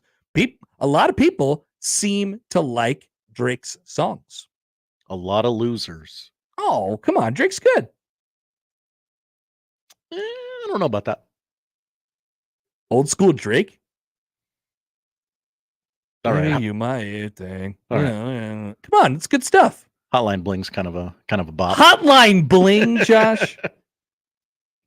So, Houston, Vegas. What's this thing about Brazilian butt lifts? So, forgive me if I don't have every detail of this right. I thought you were the source on this. Well, in this room, I'm getting the texted source. about BBL, and I have no idea what it means. I believe a producer hopped on Twitter and said, "Hey, fellow Twitter users, here's a beat. Make fun of Drake over it." Okay. And the best one gets, I'll make a beat for you or something like that. And then that was like the prize, the contest. Uh-huh. And then I believe Kendrick used BBL Drizzy as a beat. BBL Drizzy is a song? Again, forgive me if I'm wrong. Yes. Josh, you are supposed to be the guy on this stuff. In this room, I'm the guy. Yeah, but there's not only two people in the world. There's more. There's more than two. That's what you're saying? There's more than two people. I'll believe it when I see it. They're making fun of him because they think he's had surgery. Yeah, they think that they think Drake Drizzy has had a Brazilian butt lift. Yes. Kendrick Lamar thinks that Drake got fake abs and a butt lift. Mm-hmm. Yes. Do you believe this? This seems slanderous, libelous. I want to believe hoodwink, bamboozle, led astray. I have a source.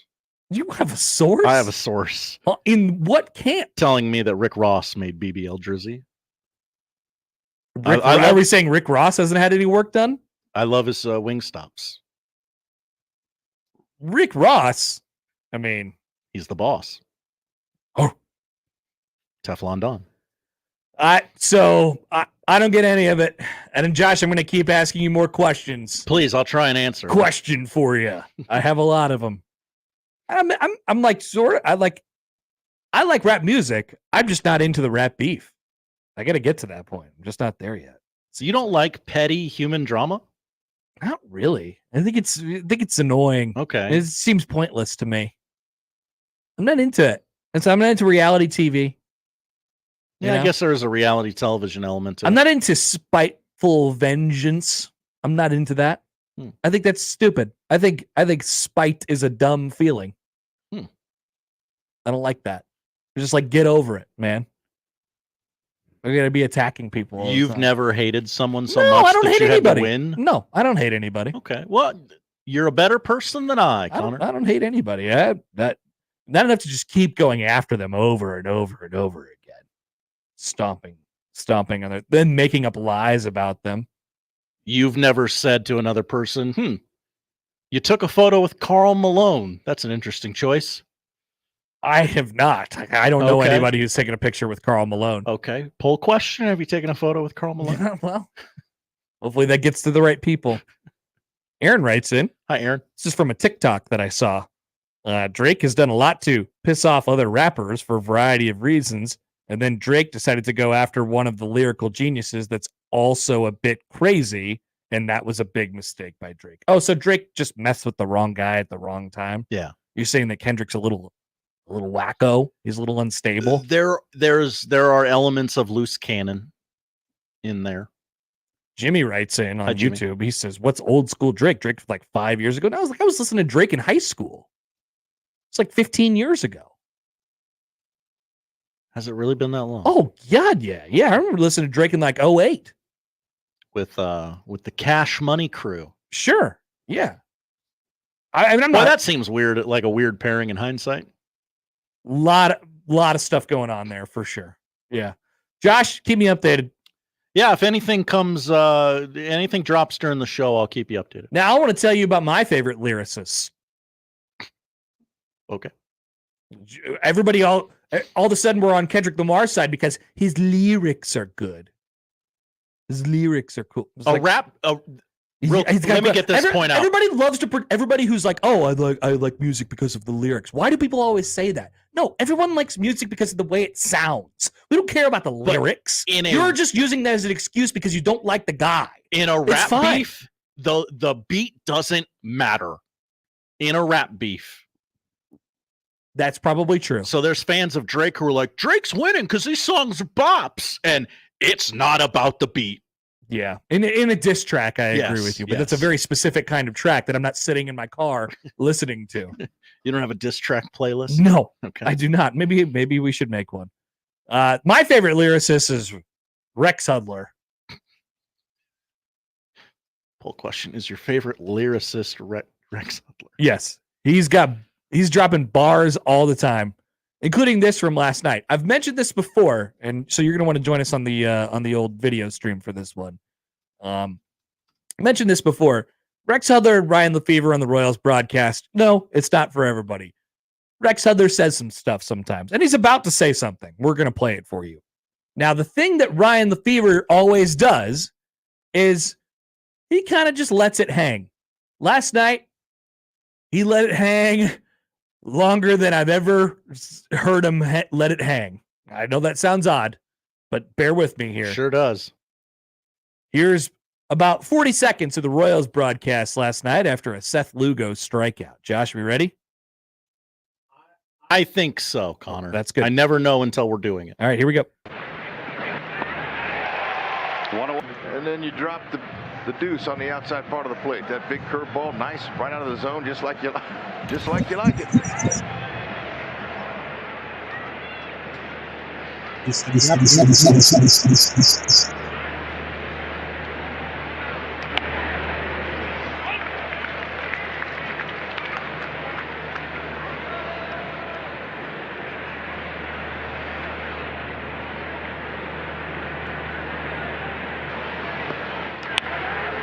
Up the left field line, and Velasquez makes the play. Just to clarify, a deuce is a curveball. Yeah, that's two. 30 seconds of silence. What's 30 seconds of silence? That's probably too long to let it hang. Now, one of two things were happening here. Either they weren't saying anything that entire time, or they had just had their finger on top of the cough button the entire time, and they were both laughing hysterically during the entire time, the entire 30-second period in which afterwards, Rex Hudler said, "There he goes. He dropped the deuce right on the outside corner." That's the Royals broadcast for you. It is, like I said, not for everybody, but it's a great baseball announcer moment. Rex Hudler once claimed that the moon was a beautiful planet, and then there was a few seconds of silence afterwards, and let it hang, let it hang, let it hang. Ryan Lefevre then piped up and said, "Well, it's a moon, not a planet." Also, baseball announcer moments last night. MLB Network does their little whip around coverage, and they're about to send it out to a game in Los Angeles between the Dodgers and the Marlins last night. Yamamoto has been pitching incredibly, Yoshinobu Yamamoto has been pitching very, very well. Excellent pronunciation, Connor. Thank you. I appreciate that. He's been incredible all year. It's been a great signing for the Dodgers, who signed everybody. And the Marlins have been horrible. And so as Major League Baseball Network is about to send out their coverage to Los Angeles and check in with Joe Davis and the boys, Greg Amsinger, the host of the MLB Network studio show, had a proclamation. He really went out on a limb. And here's how that sounded, and here's how that went last night on the network. Take this the wrong way. No-hitter alert. What is going on? Yamamoto. All right, let's start over.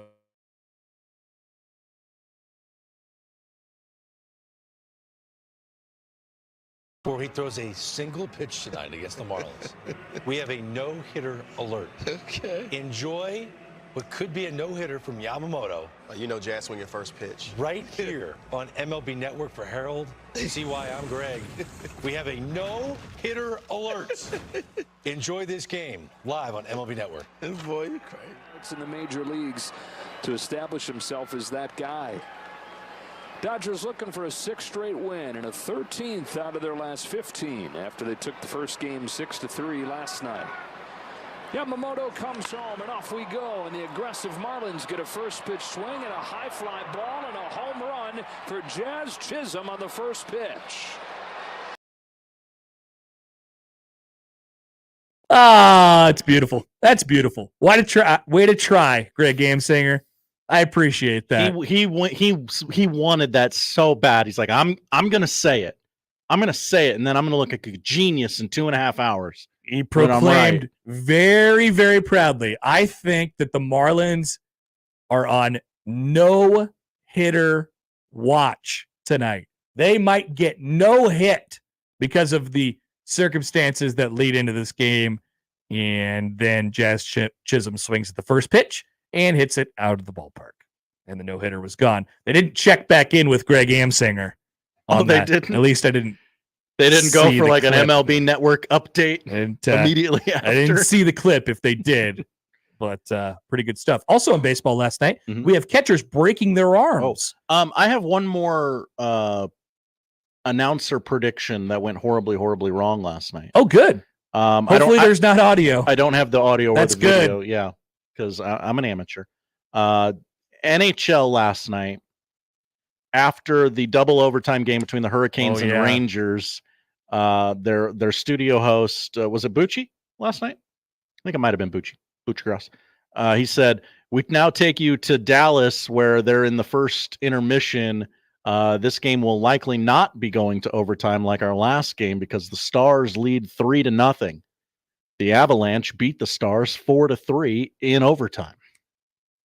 Well, I mean, the big deal with that was they cut out of the Rangers Hurricanes game last minute of the game of regulation, and they went over to the start of the Stars Avs game. You don't move like the game. What's going on? You don't move the game in progress, especially if a New York team is in one of those games. A New York team in overtime in the playoffs. You're gonna want to start the second one, the West Coast game, on ESPN News, ESPN2, ESPN News. Hell, put it on you. Whatever you got to do. Not on ESPN.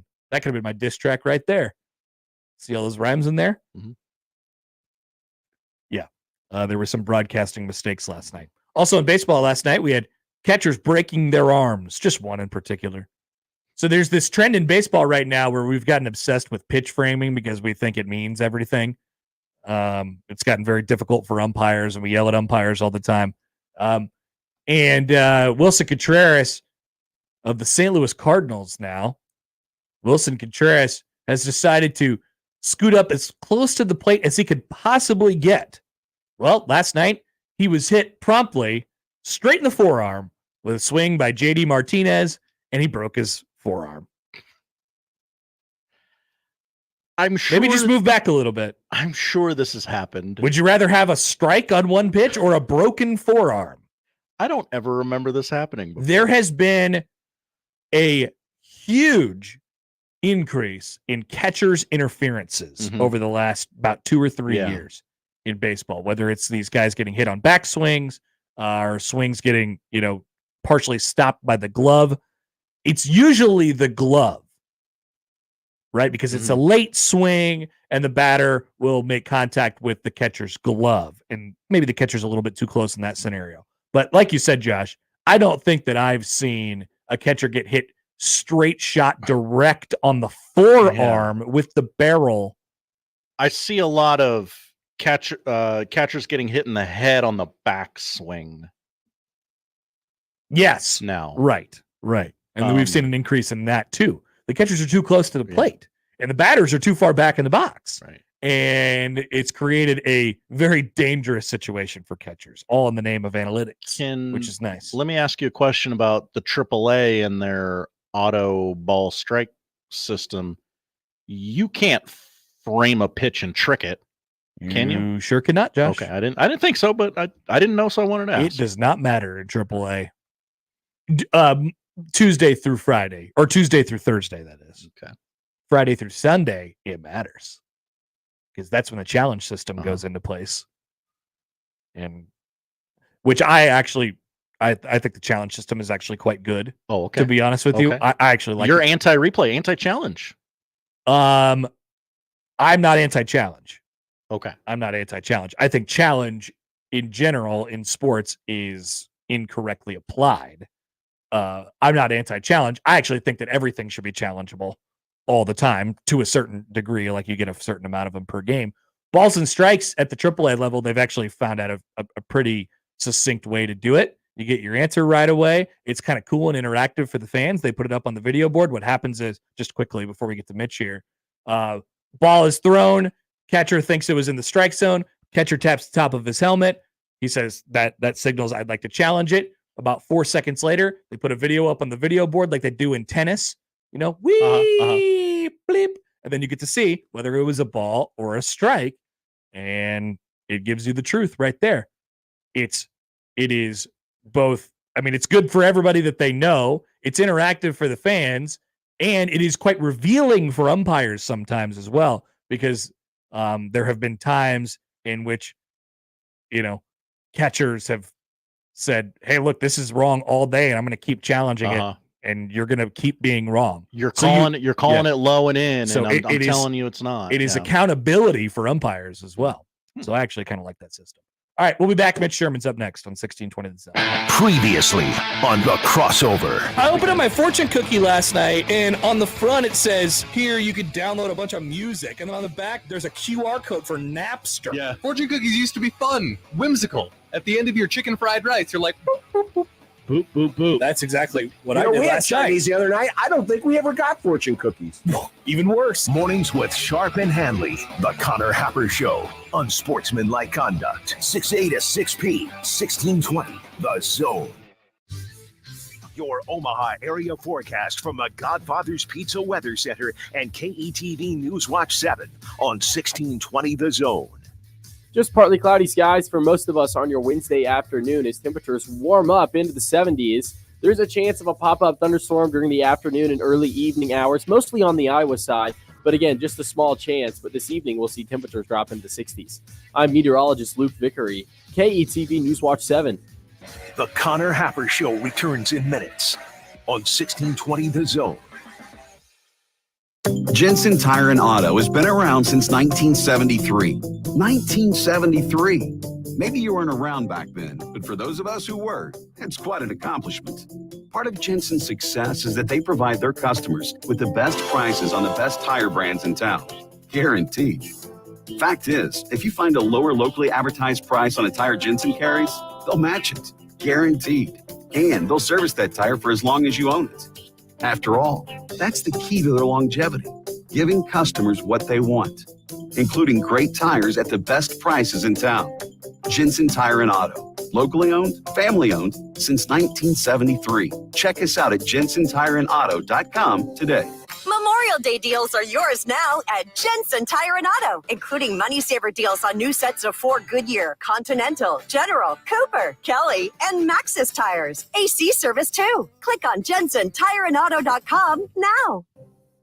Celebrate Mother's Day at Agave Azteca Mexican Bar and Grill in Ralston. Bring your family and enjoy our food straight out of our Mexican kitchen. The best way to celebrate Mom is with one of Agave Azteca specialties. Don't miss out on our Mole Azteca, their crowd favorite fajitas, or signature Nachos Locos. And you won't want to miss their new seafood options like ceviche, shrimp cocktail, aguachile, and many more delicious seafood dishes. Check out our entire menu at agaveazteca.com. Agave Azteca, the shortcut to Mexico.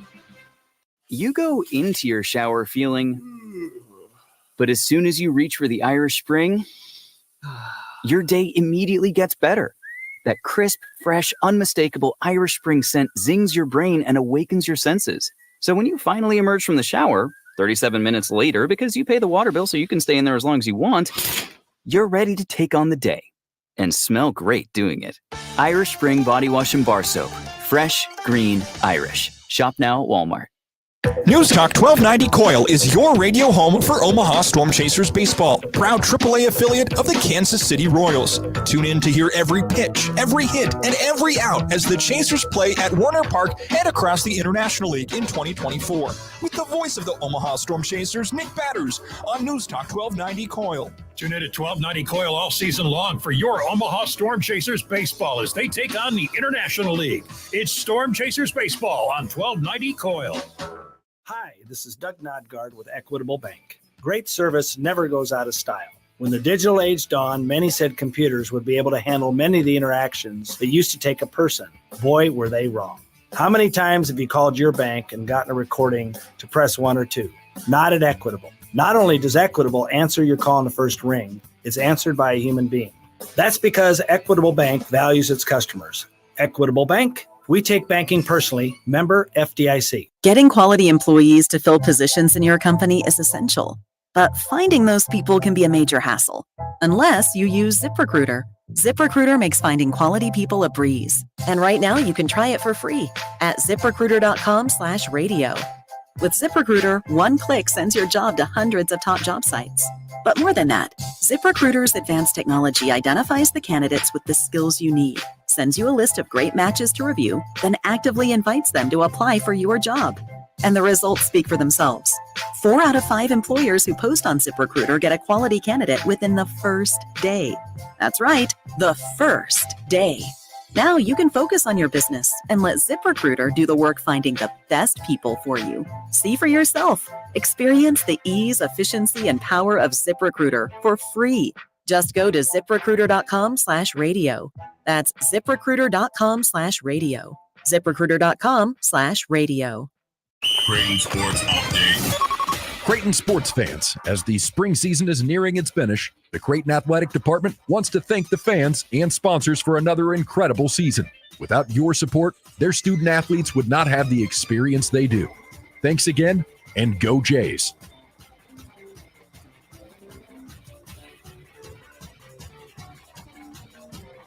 $16.20 The Zone proudly supports Creighton Athletics.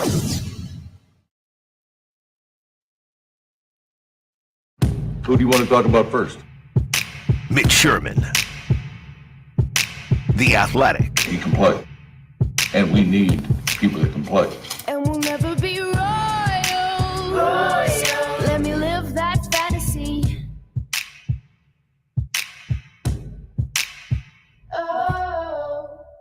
Mitch Sherman. The Athletic.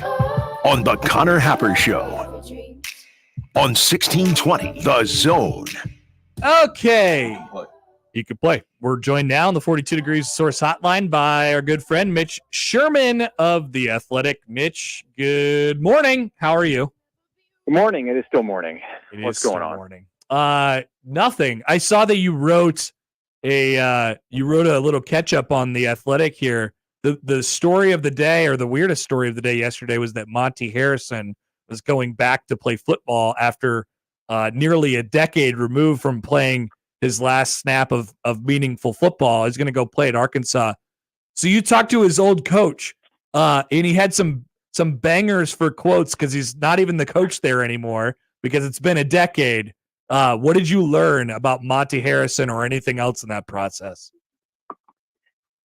Yeah, he wants to play in the NFL, and they actually tried to go straight to the NFL, and put a call in with the Chiefs to see if maybe that could work out, the hometown team. And surprisingly, when you've not been in football for 10 years, the Chiefs and anybody in the NFL and most colleges would be a little skeptical. So he was able to work an angle because the old defensive line coach at Lee Summit West was an Arkansas offensive lineman back in the 80s.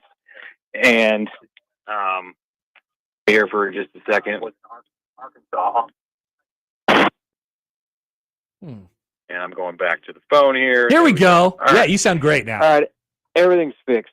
Yes, his offensive lineman, the D-line coach from his high school was an offensive lineman at Arkansas, so they made a call, got that thing to work out, and Monty Harrison will be a Razorback at 29 years of age in August. Incredible. What a great story. I had to check about 4 times yesterday just to make sure we were all talking about the right guy, and it turned out that we were. Yeah, and of course, I mean, this is of interest to Nebraska people because he was a Nebraska signee for Bo Pelini. And, it's funny because I was talking to some people at my company about it, and the question came up, well, do you think you can find some people at Nebraska, who remember this experience? And I'm like, it was 3 coaching staffs ago. So, literally nobody is still there. And I got Will Bolt, who was on Darren Erstad's staff. And Will was the associate head coach for Darren from 2012 to 2014 before he went to A&M with Rob Childress.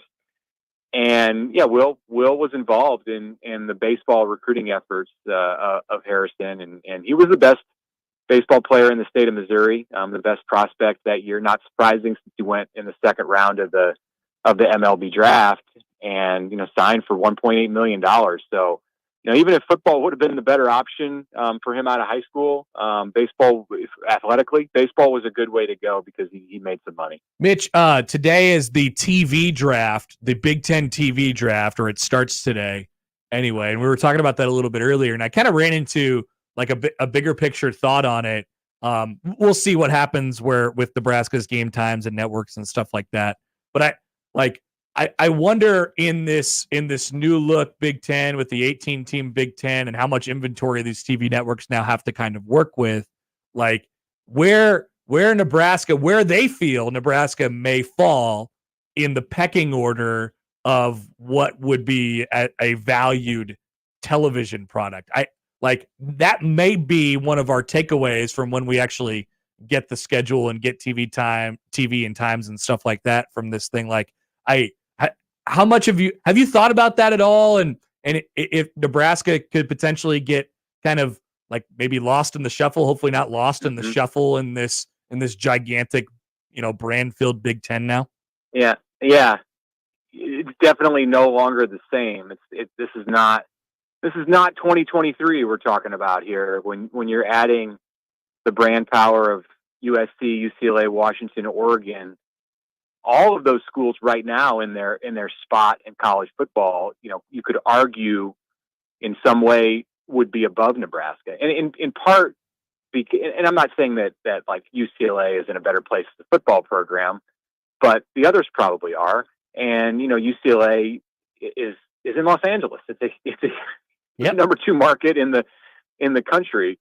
So you could see a situation exactly like what you described, where Nebraska does get lost in the shuffle a little bit as far as how things are. There's only a certain amount of slots, and they haven't necessarily increased the number of key positions. CBS has got a game, NBC's got a game, Fox has got a big game.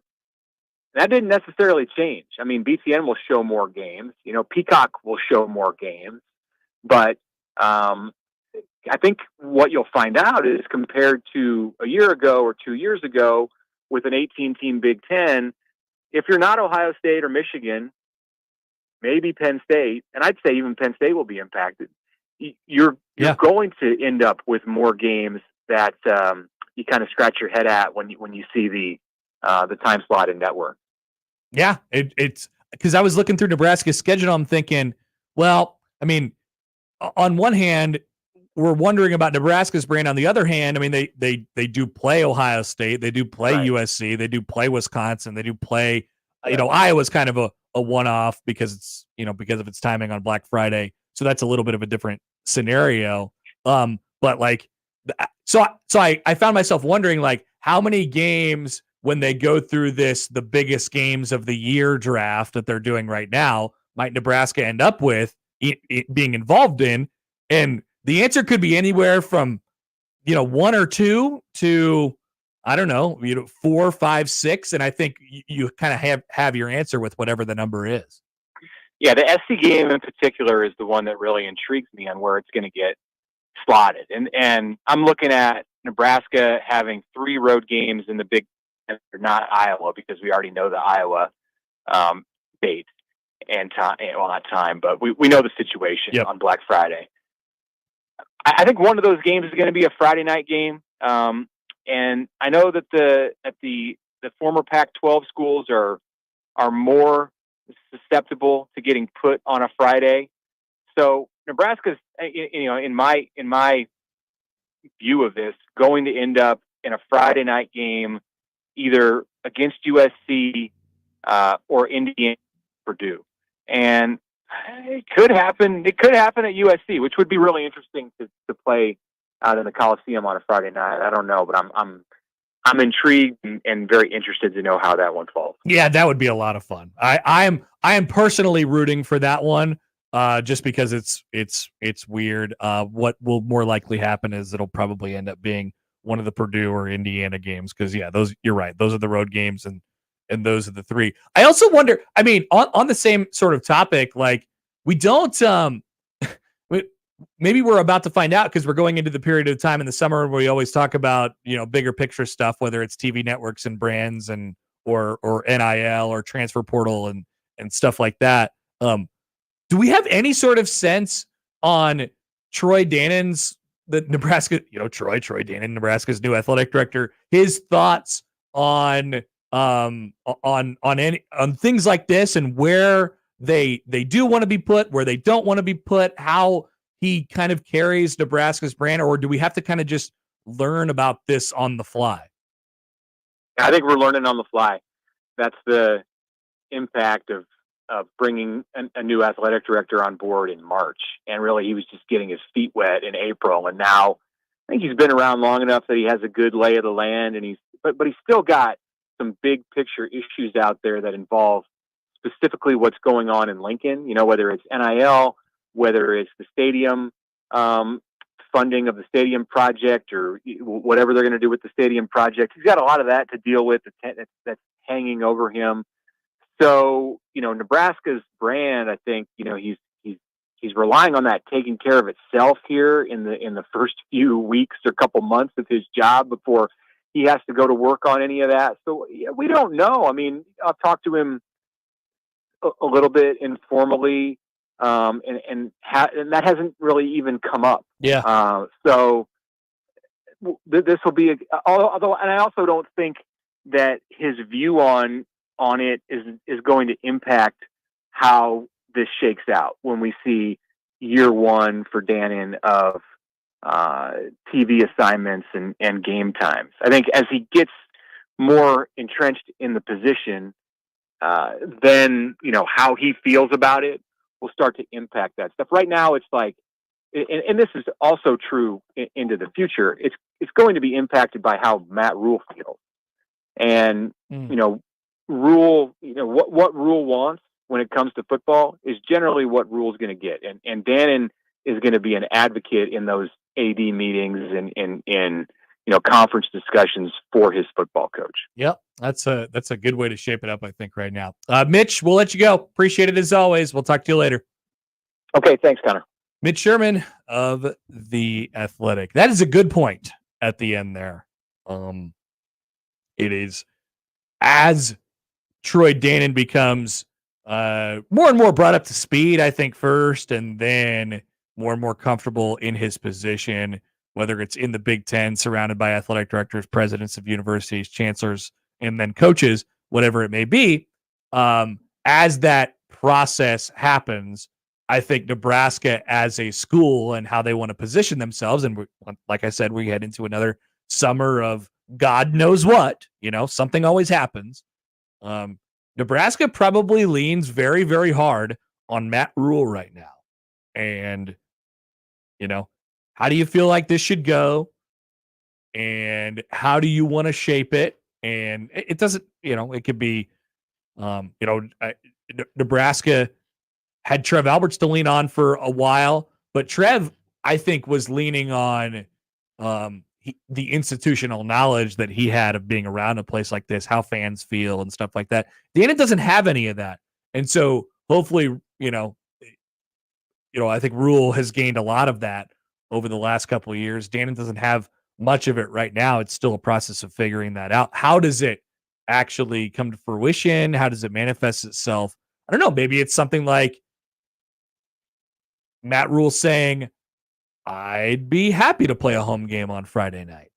If you'd like to give us a home game on Friday night, why not? Now, I don't know his exact thoughts on that. I know he cares deeply about high school football and is as a listener, certainly. And if he isn't a good enough of a listener, he would have heard somewhere along the way that Nebraska fans aren't necessarily huge fans of the idea at the moment. At the same time, I think Rule has a pretty good understanding that he can kind of do whatever he wants right now. He can shape it however he'd like to shape it. Yeah, I don't think he'll do anything drastic. No, there's a vibe of, hey, we got a lot going on right now. We're going to kind of leave you alone because you seem like a guy who's not going to embarrass us. I'm really interested in that idea and how that takes shape, especially in a very, very transformative time. Very uncertain times, Josh. In these uncertain times. In college athletics. It's like COVID forever in college athletics. All right, Josh will bring you the odd news when we return on the Connor Happer Show on 1620 The Zone. But first, a reminder that this week's Zone deal is to Kopp's. Kopp's Pizza, but more than just pizza, of course. Steak, seafood, pasta, fresh salads, tasty charred wings. There's everything you need and more at Kopp's. You could do dine-in, carry out, or delivery with 3 convenient locations in Omaha. There's something and somewhere for everyone at Kopp's. So you need money to Kopp's. $50 worth of vouchers for just $25 on sale Friday at 9 on our website, 1620thezone.com. The Connor Happer Show. Who's pitching tonight? Yu Darvish, having a great year. The Connor Happer Show. I know about that guy. On 1620, The Zone. What a mess. The best way to catch all the action is on 1620 The Zone. And no line for the bathroom. When it comes to protecting your home, J. Stennett Contracting takes pride in ensuring every detail is handled. Roofing, siding, gutters. When it comes to the exterior of your home, J. Stennett Contracting has you covered. Have you noticed stains on your ceiling this winter? With storm season around the corner and the damage it can bring, let J. Stennett Contracting ensure that your roof is durable and holds up against the weather this spring and summer. When you need an honest assessment, J. Stennett Contracting has you covered. JSCRestoration.com.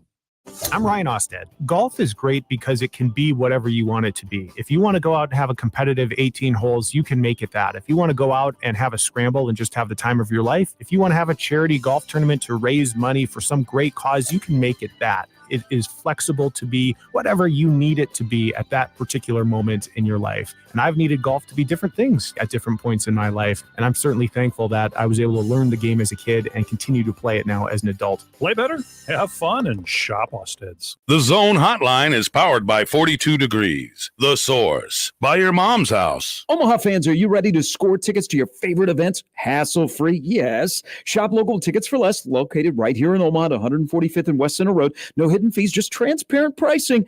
And when you use the promo code THEZONE at checkout, you'll save big at ticketsforless.com. Whether it's sports, concerts, or something else, Tickets for Less has you covered. If you have a question, call today, 402-398-1999. You'll never find better customer service because every seat holds a story. Find yours and use the promo code THEZONE at checkout at ticketsforless.com. Getting quality employees to fill positions in your company is essential, but finding those people can be a major hassle unless you use ZipRecruiter. ZipRecruiter makes finding quality people a breeze. And right now you can try it for free at ZipRecruiter.com/radio. With ZipRecruiter, one click sends your job to hundreds of top job sites. But more than that, ZipRecruiter's advanced technology identifies the candidates with the skills you need, sends you a list of great matches to review, then actively invites them to apply for your job. And the results speak for themselves. 4 out of 5 employers who post on ZipRecruiter get a quality candidate within the first day. That's right, the first day. Now you can focus on your business and let ZipRecruiter do the work finding the best people for you. See for yourself. Experience the ease, efficiency, and power of ZipRecruiter for free. Just go to ZipRecruiter.com/radio. That's ZipRecruiter.com/radio. ZipRecruiter.com/radio. Host is roasting every morning. At Host Coffee Services, every cup of coffee served comes with a promise of quality, innovation, and a dash of fun, ensuring your workday is as delightful as your coffee break. Call Host Coffee Services today. Proudly serving Nebraska since 1972. Host Coffee Services is always roasting something good for you.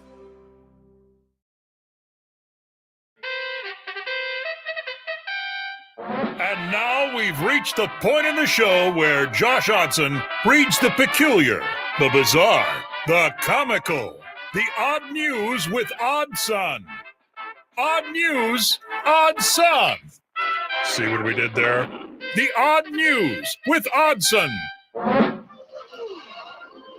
All right, yeah, as Josh mentioned during the break there, we have a lot of day baseball going on today. The old businessman special. Quite a bit of it. So Pittsburgh and the Angels is currently the game that we have chosen until noon, and then 1 o'clock when we get many, many more options than the Pirates and the Angels. So that's good for us. Yeah, Paul Skeens ain't playing yet, so. No, not yet. Maybe someday soon, though. Someday. All right, Josh, what do we got? We go to Celebrity Wheel of Fortune, Connor's favorite game show. Celebrity Wheel of Fortune? That's right. So the celebrities get to do nonsense? That's right, Connor. How is Wheel of Fortune an already dumb game for dimwits made even dumber by featuring celebrities, Josh? Well, allow me to. Please do. What a great segue. Explain that. Turns out that there are people in this world who do not know who Travis and Jason Kelsey are. Great. Actress Kristen Ritter is one of those people. Oh, the girl who died in Breaking Bad? Yes, I believe that is correct. Yes. Jesse's girlfriend? The Celebrity Wheel of Fortune contestant had no idea who the famous brothers were during a recent episode. They have her credited as the Jessica Jones actress. Appeared on the long-running game show Monday alongside Sarah Levy from Schitt's Creek. It's the name of the television show. Very normal, very cool. Don't put it on the internet that we said a bad word. Thank you. And designer Christian Siriano, when they were confronted with a seemingly simple puzzle. The category was family, and all but one letter was filled in. If you were watching along with us on Zone TV, this is the puzzle that she was presented with. God. It says full letters, fully selected, Travis and Jason Elsie. So all you have to do is guess K and you win. Any of the other 25 letters in the alphabet are incorrect. Now, we are not making fun of someone for not knowing who these athletes are. It's perfectly reasonable to not know who the center of the Philadelphia Eagles is. However, they are pretty. Travis is dating Taylor Swift. Correct. I mean, he's pretty popular right now. Not just football popular. He's real popular. Real popular. Yes. That's right. It's not just Kelsey Jam. A perplexed Pat Sajak told Ritter, I thought he died. I thought he retired. No, he's retiring in the fall. Thank God. If you're still in trouble here, go ahead and spin. Credit to Ritter, despite not knowing the name, she was still able to fill in the full puzzle. Oh, she got it. When it came time to solve, she mispronounced the name, but she got there eventually. Okay, so she had very clearly seen this somewhere, but she shouted as she was trying to figure out. You don't get a lot of time to figure it out. She's like, I don't know who these people are. Oh boy. Now I will say this. For Kristen Ritter, I don't know much about her, but she does not seem like the kind of person who would care at all about whatever drama or whatever nonsense is going on with the Kelsey brothers / and/or Taylor Swift at all. I mean, she just doesn't. And her roles in various movies and TV shows have played that out over the years. So it's on brand. It's on brand. Definitely. But yeah, this was easy. Kristen, did manage to raise $48,250 for St. Jude's Children's Research Hospital. So before you start filling our YouTube chat with, oh my gosh, she's a real dum-dum. Well, she raised nearly $50,000 for charity that night. So you can be both. Yeah, it's true. Connor, you got to work a t-shirt cannon.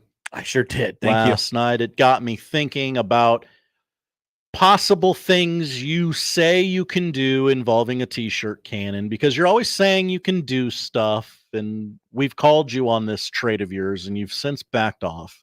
I'm unable. You're just trying to get me to do ridiculous things. That's right, Connor. I'm unable to dupe you into doing something stupid. Yeah. And I may be stupid, but I'm not dumb.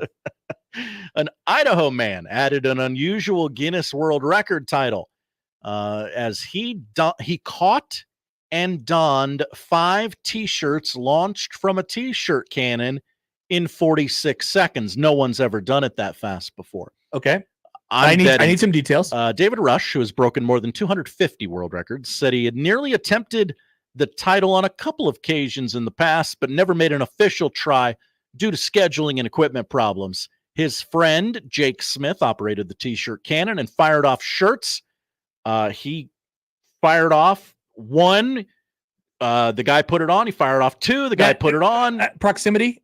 How far was the cannon operated? That's actually a great question. I don't have that in front of me. Now, there's a YouTube video. It's a whole minute long. Let's see if... Yeah, you can just give me a general sense. No, this is a different video of his, since he holds 250 world record. That is a very good question. I don't know the proximity, but he did catch 5 of them and put them on one at a time in 46 seconds. Connor, is this something we can film for Zone TV this summer? I would have to regain access to the T-shirt cannon. I feel like that's doable. You do? Not the biggest hurdle to climb? I don't know. I've been working there for 3 years. That's the first time I've ever even seen it. We let the Storm Chasers be a part of this video. They'll love it. They'll love the social media clout. We're in. What? You think they need us for clout? No, we need them. Exactly, Connor. They got to use the T-shirt cannon. So I don't know whether I'm going to be able to gain access to this, first of all. So that's, we don't want to assume things. The second thing is, I don't know that I believe it in myself enough to confidently say that I can do this. I know my limits, Josh, is what I'm saying. It remember how like much fun we had when Nick said he could do something? Nick said he could eat a hot dog in 10 seconds. And that's certifiably crazy. Remember how much fun we had in calling him crazy and laughing at his inability? Everyone knew that he couldn't do it. If you would have said that the world record for eating a single hot dog or whatever he was trying to accomplish, yeah, it was the whole Usain Bolt thing. Dilemma. If you would have said I could do it in 45 seconds, I probably would have been like, yeah, I could do that. All right. And then what was our chicken nuggets deal? 10 chicken nuggets in what period of time? I want to say a minute. Gosh, that seems difficult looking back on it now. It does. Maybe I've lost confidence in myself. Yeah, try again, Josh. Okay. You're not going to bait me on this one. We're going to get you to do something this summer. Forgive me. And finally, Katy Perry's been turning heads all week. Oh, what's she been up to? After her recent appearance at the Met Gala. She had a crazy dress or something. She had a crazy dress. It's been going viral. People saying, "Oh my gosh, Katy, you killed it. You killed it on the carpet. You made such a great appearance at the Met Gala." And Katy Perry is saying, "Not so fast, my friends," as she did not go to the Met Gala. She simply posted a photo of herself using AI of herself at the Met Gala. What? She instructed AI to create a photo, and she said, "Folks, I was never there. My schedule was too busy. You're gawking at AI." Wow. So she did this just to dupe people, and she was right?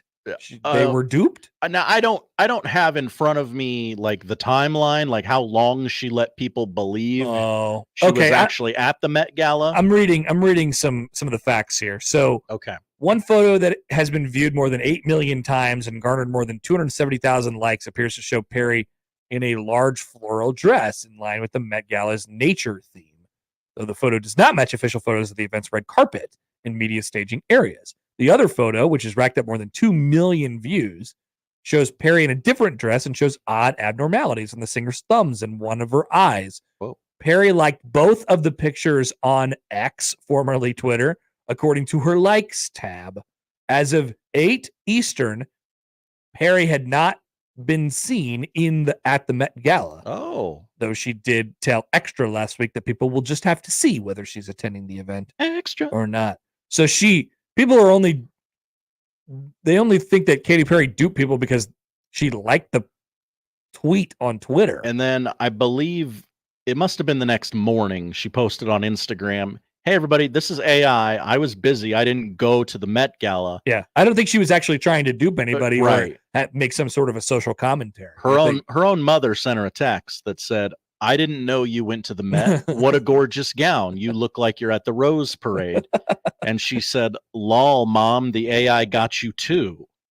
Did you see the one dress at the Met Gala that literally looked like a dome on top of the, like, I still to this moment don't know who was inside this quote unquote dress. Was it the umbrella? Yeah, it was the umbrella, yeah. and it just covered this person's entire body. And I still don't know who was inside of it, but they were like, "This is fashion." Okay, it was Carol G.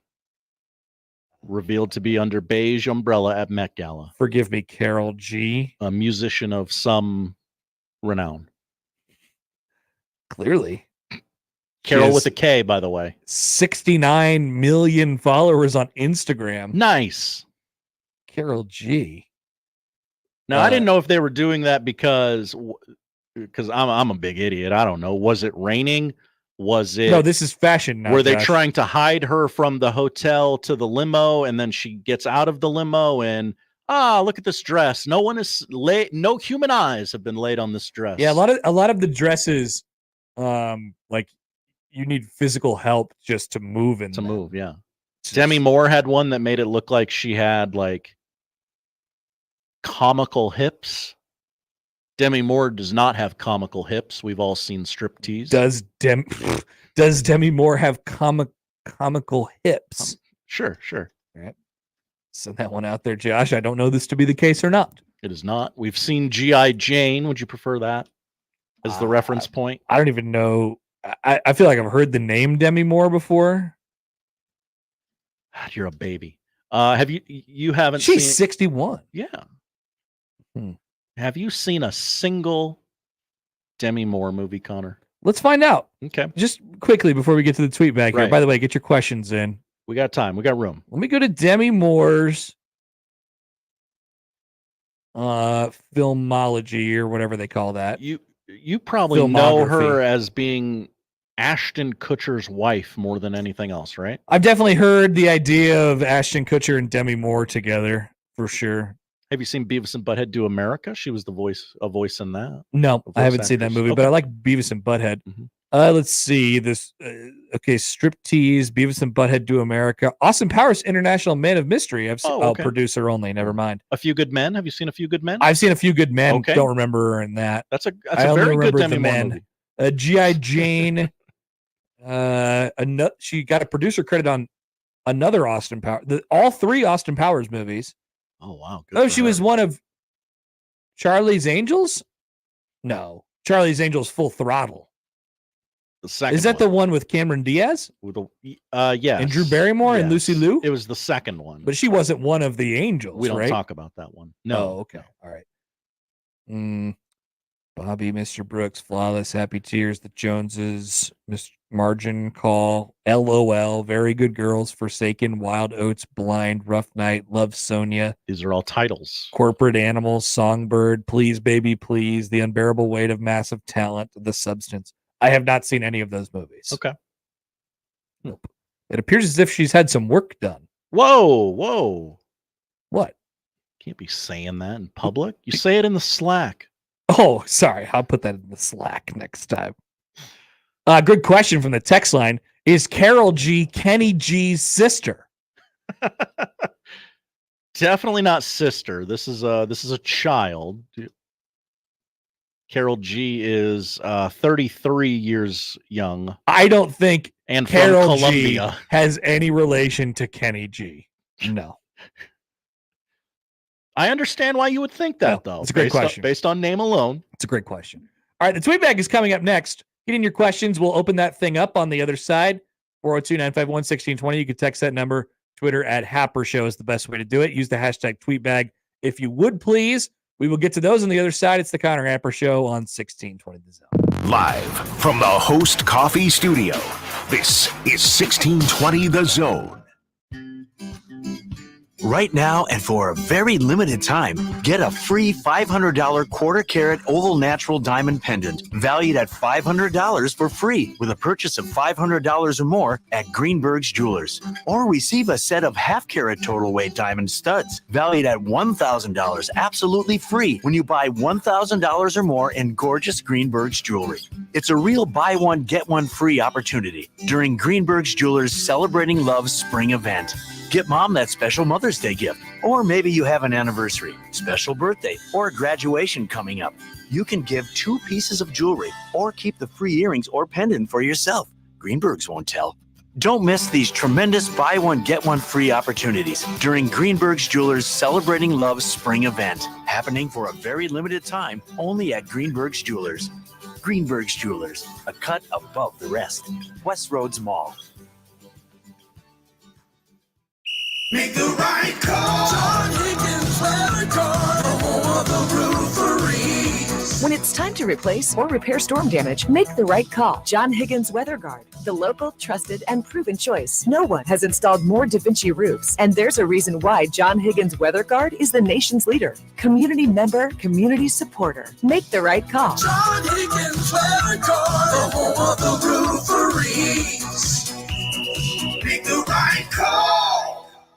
Watching a ball game at Oscar's Pizza and Sports Grill is pretty awesome. Oscar's offers the MLB package, so your team is always on their upgraded audio-video system, and nothing is better than watching the game with a cold frosty one, Oscar's Pizza, or award-winning char-buffed wings. And with daily lunch and dinner specials, it's really a no-brainer. So get ready to watch your favorite team play ball at Oscar's Pizza and Sports Grill, 173rd and West Center Road, and takeout at 162nd and Maple. Want the best deals on tires and auto service? Click on JensonTireandAuto.com. We've got the best deals for anyone looking for the biggest bang for their buck on quality tires and expert auto service, like you. JensonTireandAuto.com.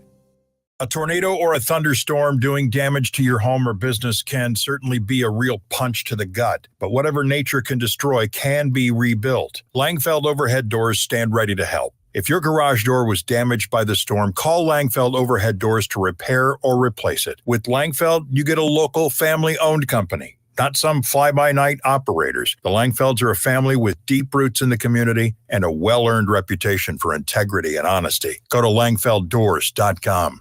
Guys, let's have a conversation. Let's say you've been losing interest in your spouse. You got low libido. You can't focus on things. And you're wondering, what is going on? It may be low testosterone. Mentality is here for you. With their FDA-approved testosterone treatment, their board-certified physicians who work with most insurance companies, they can diagnose the symptoms of low testosterone and take care of it. Schedule an appointment today. Go to the website, lowtusa.com. Take back your life, man. Mentality. lowtusa.com. Prescriptions require an online consultation with a healthcare provider who will determine if appropriate. Restrictions apply. See website for details and important safety information. Subscription required. Price varies based on product and subscription plan. Hey guys, did you know there's a generic form of Viagra that works just the same but is 95% cheaper? And you can get it online at hims.com/radio. Through HIMS, you'll get a free medical consultation to determine the ED medication that's best for you, discreet shipping if prescribed, a 100% online process, and a range of treatment options, including trusted generic alternatives to the name brands, at up to 95% off. ED is personal, and at HIMS, so is treating it. Just go to hims.com/radio and get connected to a licensed medical provider online for free with zero copay, no expensive appointments, and no awkward face-to-face conversations. To start your free online visit, you need to go to this exclusive address, hims.com/radio. That's hims.com/radio for your free online visit. hims.com/radio. Tickets for less. Best seats, best prices, no service fees. Shop ticketsforless.com. KOZN Bellevue, Omaha, Council Bluffs. This is 1620 The Zone.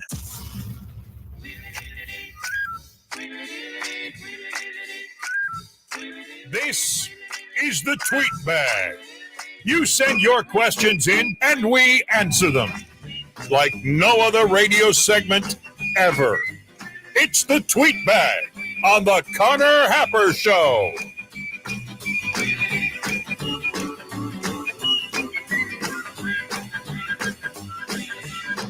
All right, time for the Tweet Bag.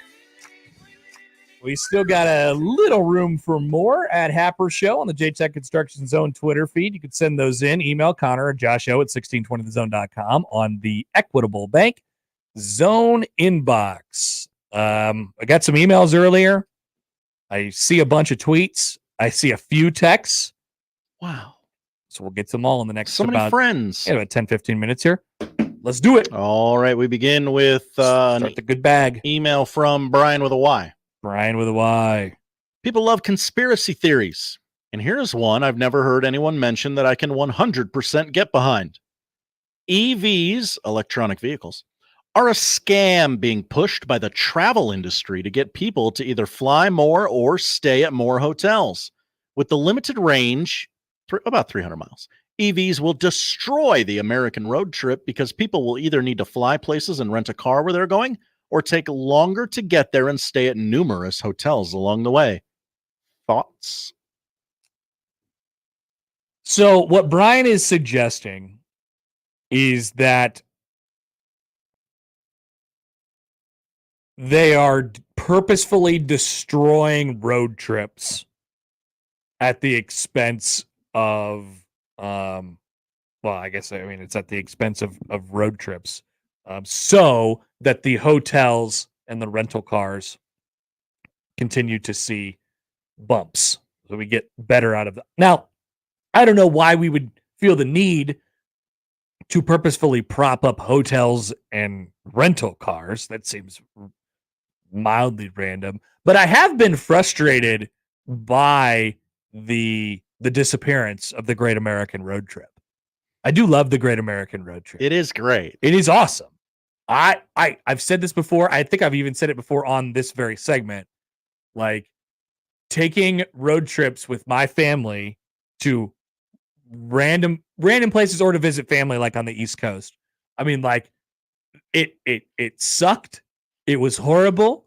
I watched Mr. Deeds 100 times on the TV and the drop down, minivan, whatever thing. Like, it all sounds so regrettable, but I believe that I'm a better person for having either A, visited those places, and B, just having to go through the experience of suffering through that entire thing as a child. Like, I think that has hardened me as a human. So we got a comment on YouTube here from Sean. Hey, Sean. That says, hey, that guy knows you can charge an EV and drive it more, right? Well, but you have to stop for a long period of time and charge it. Like, at least I don't bank the time in my road trips to stop for 40 minutes every 300 miles.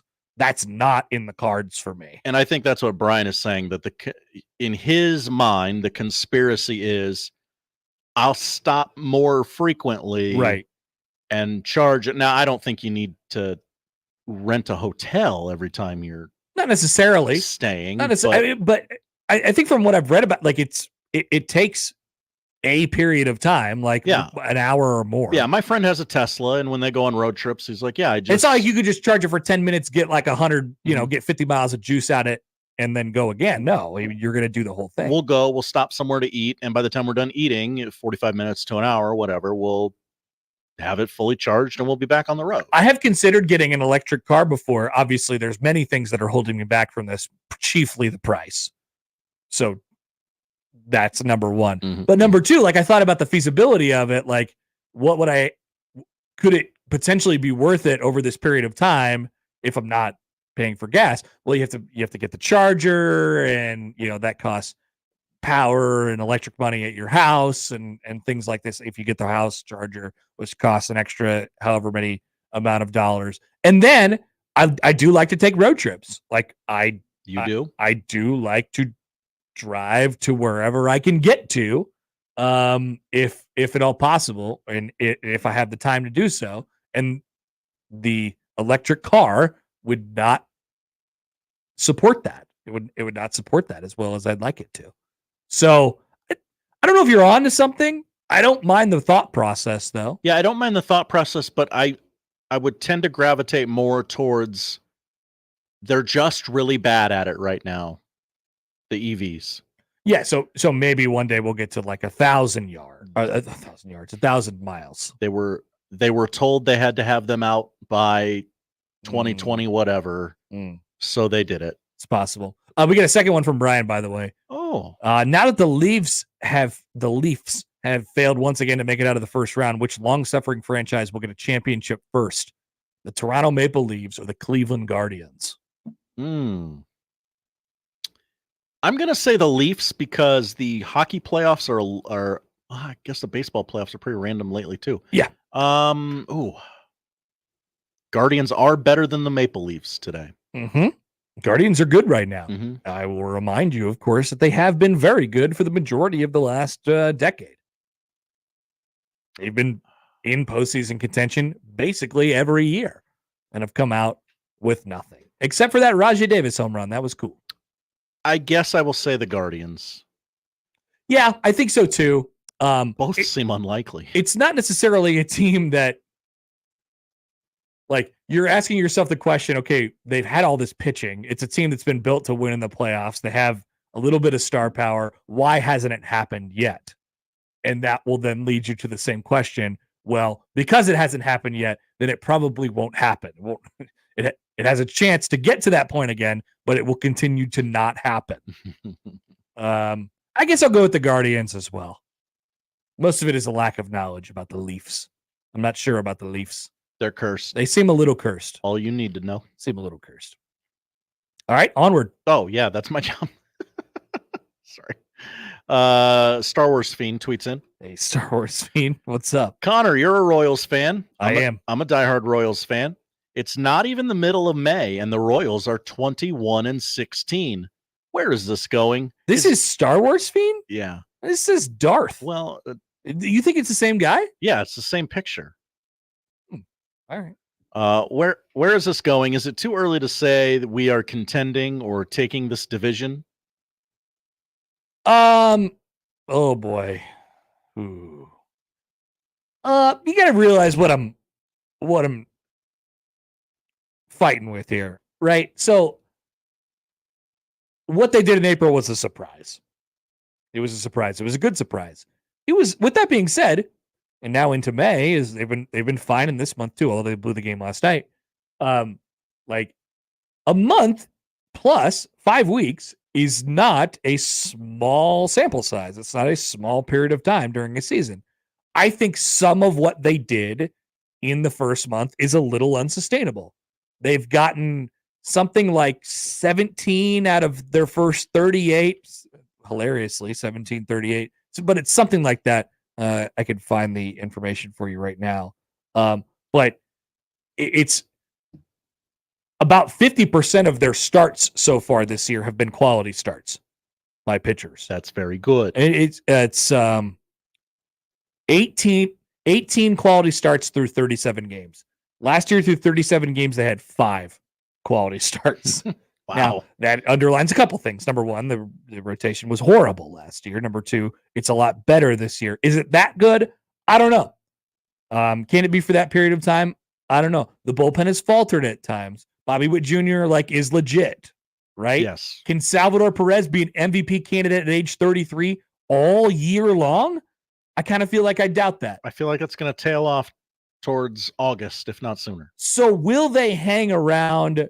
I believe so. How long? How long is the question? And but with that being said, I don't. If you compare them to the other teams in the division, there's not a whole lot that differentiates the other teams from them that makes them so much better than the Royals are, right? Like the Royals have star power. The Royals have good front end starting pitching. The Royals have a halfway decent bullpen. So I think the question ultimately is why not us? Why not them? Why not the Royals? And I don't have an answer for you other than grappling with every year of my life except for 2. 37 games into the season. Yeah. You are 5 games above 500. Yep. You're tied for the 5th. They're on a 92 win pace, Josh. Are they going to win 92 games? Kind of feel like no. Probably not. I feel like no. Tied with the Twins for the 5th and 6th spots if the season ended today. Does 88 get you into the playoffs in the American League? Does 90 get you into the playoffs in the American League? Probably. You got to win 90 games. And 90 games is a lot of games. That's way far beyond what my expectations were for him this year. Royals fans need to hope that those teams in the AL West beat each other up all season long. Yeah. Yeah. And that you or the Twins or whoever beat up on the White Sox. It's going to be a crowded wild card race. Yeah. I just don't. I don't. There's definitely a path. I just don't like it. I'd like to the playoffs, but that should not be the bearing for success this year. I didn't need them to go to the playoffs this year. I needed them to be exactly where they are right now. I needed to have fun this summer, and they've set us up for a fun summer. You needed Bobby Witt to take the next step. I needed James MacArthur to come into White Horse by Chris Stapleton. That's what I needed, and I got it. Email from Kip. Hey, Kip. I'm a high school teacher, and the new words the kids use every month: Riz, Cap. What was that last one? Yeah. Did I make a swear? Did I make a swear? I don't think so. Okay, it's a little questionable. It's a little questionable. Don't put it in an email. We got a high school student in here. If you put it on the prompter, I'm going to read it. It's mildly questionable. Okay. Yeah. Hey, we were just talking about that before we started the segment. It's hard to keep up with. Where do these words come from? There's always been slang, but who gets credit for starting these things? Someone somewhere said Riz first, and it spread all across the country. It's a great question. Can we start a slang phrase? I wonder this every day. How do things become popular? I wonder it with Taylor Swift. What? I get it. She makes music. She's popular. Why did she ascend to mega superstardom? I have no idea. Why do these things become things? Why does I guess when you get to the that's what I said. Yes, you said that. Word of mouth is always the best thing that you could possibly get. Right? Definitely, it is in something happening in a genuine, organic way, is as good as it could develop. And for whatever reason, all of these words have grown in an organic way on weirdo social media apps. I have found specifically the origin point of Riz. Yeah, I mean, we know what it means. I know what it means. Okay, but the person who did this, a Twitch and YouTube content creator, Kai Sanat. Did I? We got a young in the studio. I was gonna use him as a joke with friends. Obviously, if you're an old who might not understand, Riz is short for romantic charisma. Riz. It's a great question. I wish I knew the answer to it. But I don't. I don't know why things become things. I feel like we probably could start one. It'd probably have to be like a Husker one, because that's where it would catch. Yeah. If we just tried to create a global one, I don't know if it would catch. But you can't say out loud we're trying to create a new word. Someone had to say skurs for the first time. Yeah, but that's stupid anyway. Well, all of these are stupid, okay? Yeah. I kind of like no, I don't really like any of them. I was gonna make an argument for one of those words, but I really can't do it. Anything else? Because I got a couple from the text. I got one on the tweets here from Ethan. Okay, Ethan, what up? Why didn't the Oompa Loompas band together and overthrow Wonka and take the factory for themselves? There were like 95 of them versus one Wonka. They could have easily done it. They thought they weren't capable, I think, physically. Yeah, I mean, he's right. I think they miscalculated. Yeah, they miscalculated, but I believe that Wonka worked them to the bone, and they didn't have the spirit. Wonka didn't have any kind of like magical powers over them, did he? Not in the Gene Wilder version. The only which is version the real that version. Thank you, God, thank you. Yeah, great take. I love that movie. Good. I don't think he had any sort of like magical powers over them to like make them do stuff on command or anything. I mean, he like had that but like they were or whatever. They were definitely his. I mean, like that was the old school. Really, you could make an argument that Willy Wonka or whatever that movie is called, Wonka and the Chocolate Factory or Charlie and the Chocolate Factory. Willy Wonka and the Chocolate Factory. Willy Wonka and the Chocolate Factory is actually the prequel to Minions. Okay. The Oompa Loompas really were just the Minions. That tracks actually. And so the Minions are the same characteristics. The Minions eventually did not take direction from their fearless leader anymore, Gru, aka Nikola Jokic. And so theoretically the Oompa Loompas could have revolted for sure. Wow, yeah. But they were very used to being connected so deeply with their fearless leader, Mr. Wonka. Well, that's what people like. If you're holding someone hostage, like that's what you do. You gaslight them into thinking like, hey, you will not make it on your own. Right. And so Wonka had that over them for sure. And that's why the Oompa Loompas did not bring themselves to turning on the old decrepit man. Remember he walked out with a cane? Turned out he was actually okay. We're going somewhere cool? Okay, yeah, I can walk actually. Let's see. Here's from the 402. Hi, 402. Are you ready for the Playhouse? #tweetbag. Don't know what that means. I'm not familiar with what the Omaha Community Playhouse's schedule is. Yeah, I'm not either. It's just it just says that. #tweetbag. Not sure why. Let's see. Jesse. Remember those stupid boots Britney Spears made popular? I still see them occasionally. I do not remember those boots. I don't remember the stupid boots either. Britney Spears boots. Nope, I don't remember the Britney Spears boots. No, I don't remember. This is a bunch of cowboy boots is what it gives me. That's good. From the 402. Hi, 402.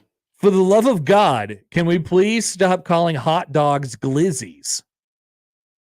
Yeah, would love for America to. That'd be great. Yeah, I would like that too. I don't know why we did that.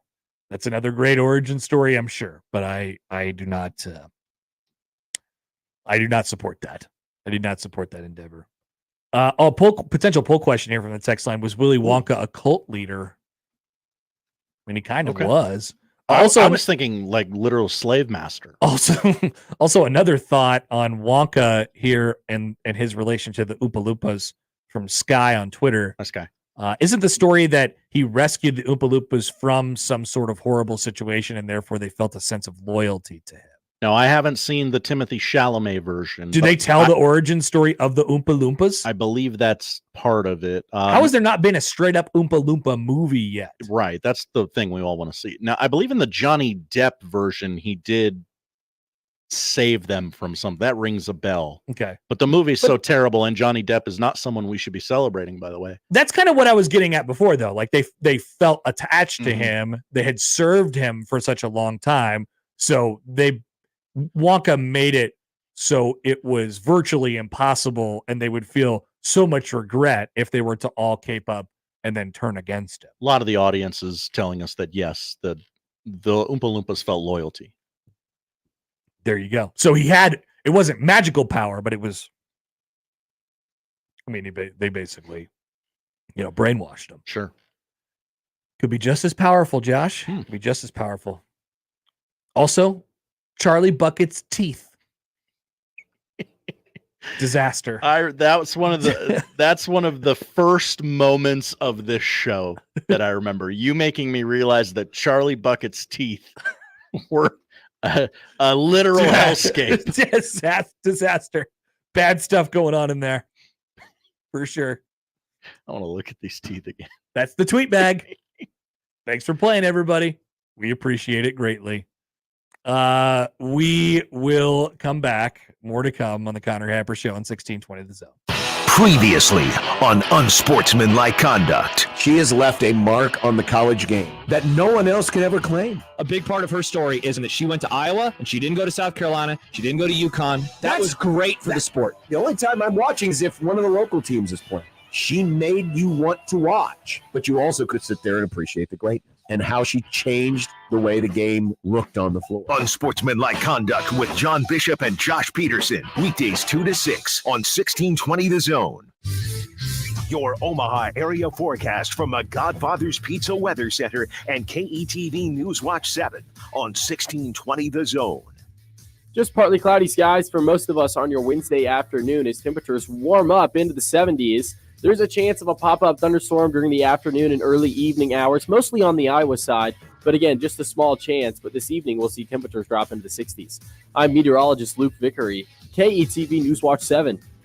More with Connor and Josh after this. We're going to have an extensive professional relationship, my man. On 1620, The Zone. My taco pie is really something special, and it can't be imitated. It starts with my zesty taco sauce, seasoned beef, onions, lettuce, tomatoes, mounds of cheddar, and mozzarella cheese.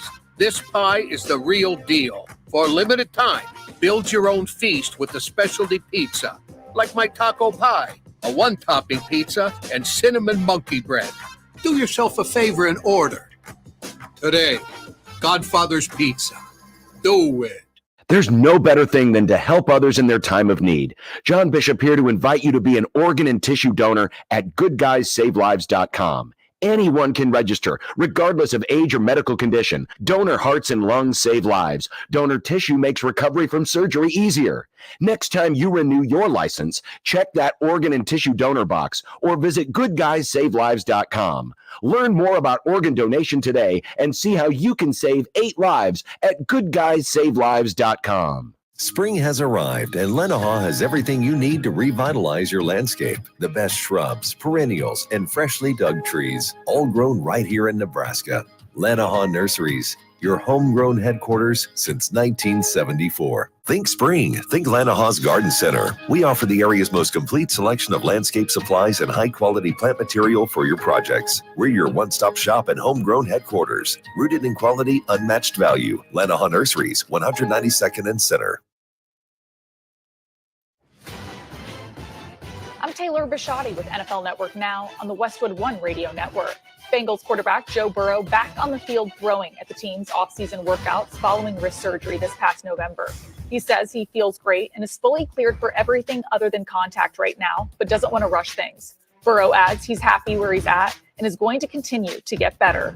As for his former teammate, wide receiver Tyler Boyd, NFL Network insider Ian Rappaport is reporting Boyd is signing with the Titans on a 1-year deal worth up to $4.5 million.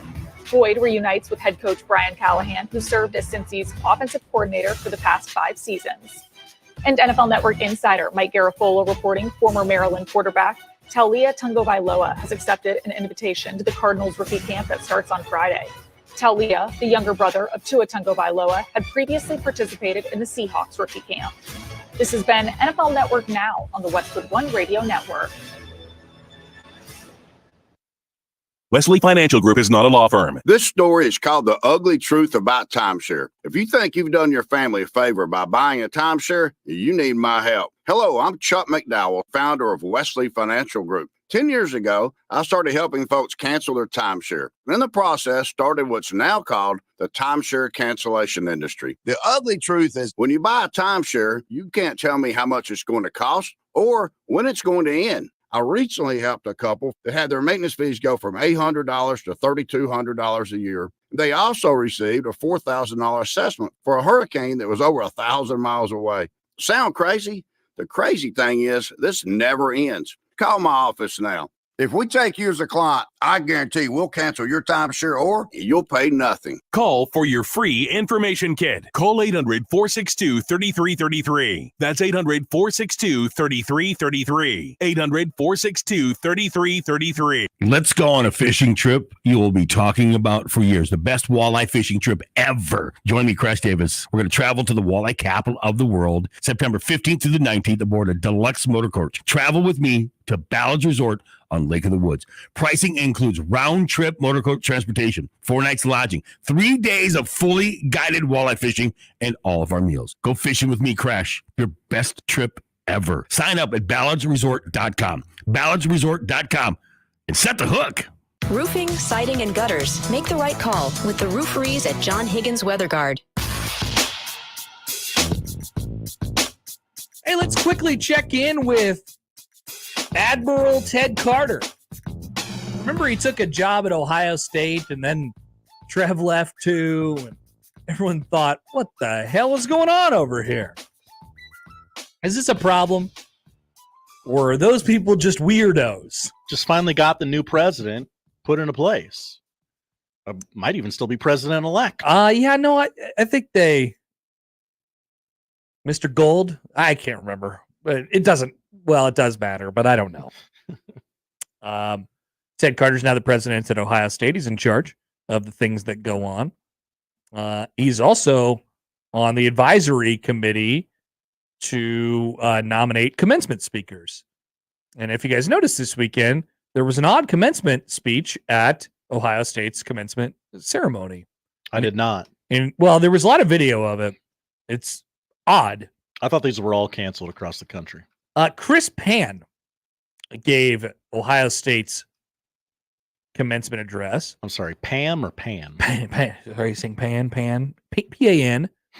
A self-described social entrepreneur recently gave what was described as the worst Ohio State commencement speech of all time. Wow. By policy, of course, and people wondered afterwards, okay, why is this guy giving this speech? And what was it about? Well, it ended up being about Bitcoin. He was booed during the speech.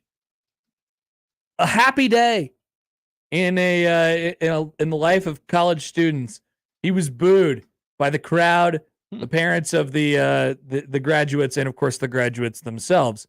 And people wondered, well, how did this guy get up on this stage? How did he get the ability to do this? By policy, this is according to the Rooster, members of the advisory committee cannot speak to the media about their work. However, Pan's performance was so embarrassing that a member of the committee spoke to the Rooster to set the record straight. The committee member was granted anonymity out of the fear of retribution from the university. The committee did not recommend Pan.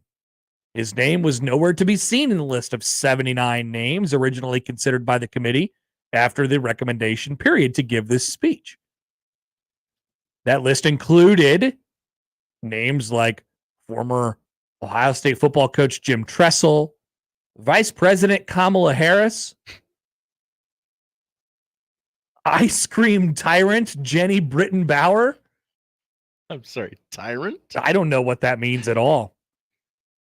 NBA star LeBron James, Columbus-born restaurateur Guy Fieri was on the list.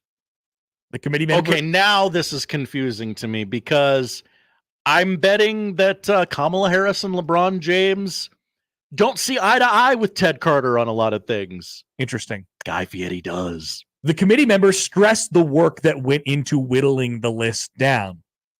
Quote, this is from that source who was on the committee. We watch YouTube videos of other speeches they've done and have hours-long discussions about them. We've cut people we think are too divisive, like Donald Trump, Elon Musk, and kept some that are even questionable, like Dave Chappelle. He loves Ohio. Kirk Herbstreit is apparently on the list every year, even though the majority of the faculty on the committee say they've never heard of him, and the committee chair can't pronounce his last name. The committee then cuts the list to 10 names. You can argue that some of those names are better than others, however you'd like, but none of them would have embarrassed Ohio State like Pan. This is fascinating. I'd only read the headline before the show today. So how did the options go from former president and famous actors to somebody like Pan, who nobody's ever heard of? Well, university alumni embarrassed Sunday's commencement ceremony. They can thank one man, Ohio State President Ted Slapshot Carter. Why are they calling him Slapshot? They don't respect him anymore. He's an admiral. The commencement speaker advisory committee is truly advisory in nature. Just because the university taps a committee and spends hours vetting candidates, all that work can be thrown in the trash by the university president, who gets the final say. And that's what happened with Slapshot, who, for some reason, only known to himself and God, elected to go with the obscure Bitcoin freak over a final list of 10 individuals curated by his underlings. Wow. He went rogue and picked Bitcoin Man. I feel like there's $100 handshake here, obviously more than $100, but well, you might be onto something, Josh. Somebody's getting paid something. Carter, with no previous connection to the university and only on the job for less than a year, felt confident that he knew better than the student and faculty advisors. Curiously, he selected Pan, who again had never been nominated or considered by the advisory committee in any capacity. Ohio State, of course, did not respond to comment or request for comment, rather, by the time this story was written. It should be noted that Carter, aka Slapshot, has a vested interest in propagating Bitcoin, which again is the fake internet currency preferred by drug dealers, money launderers, pedophiles, and a host of other cyber criminals.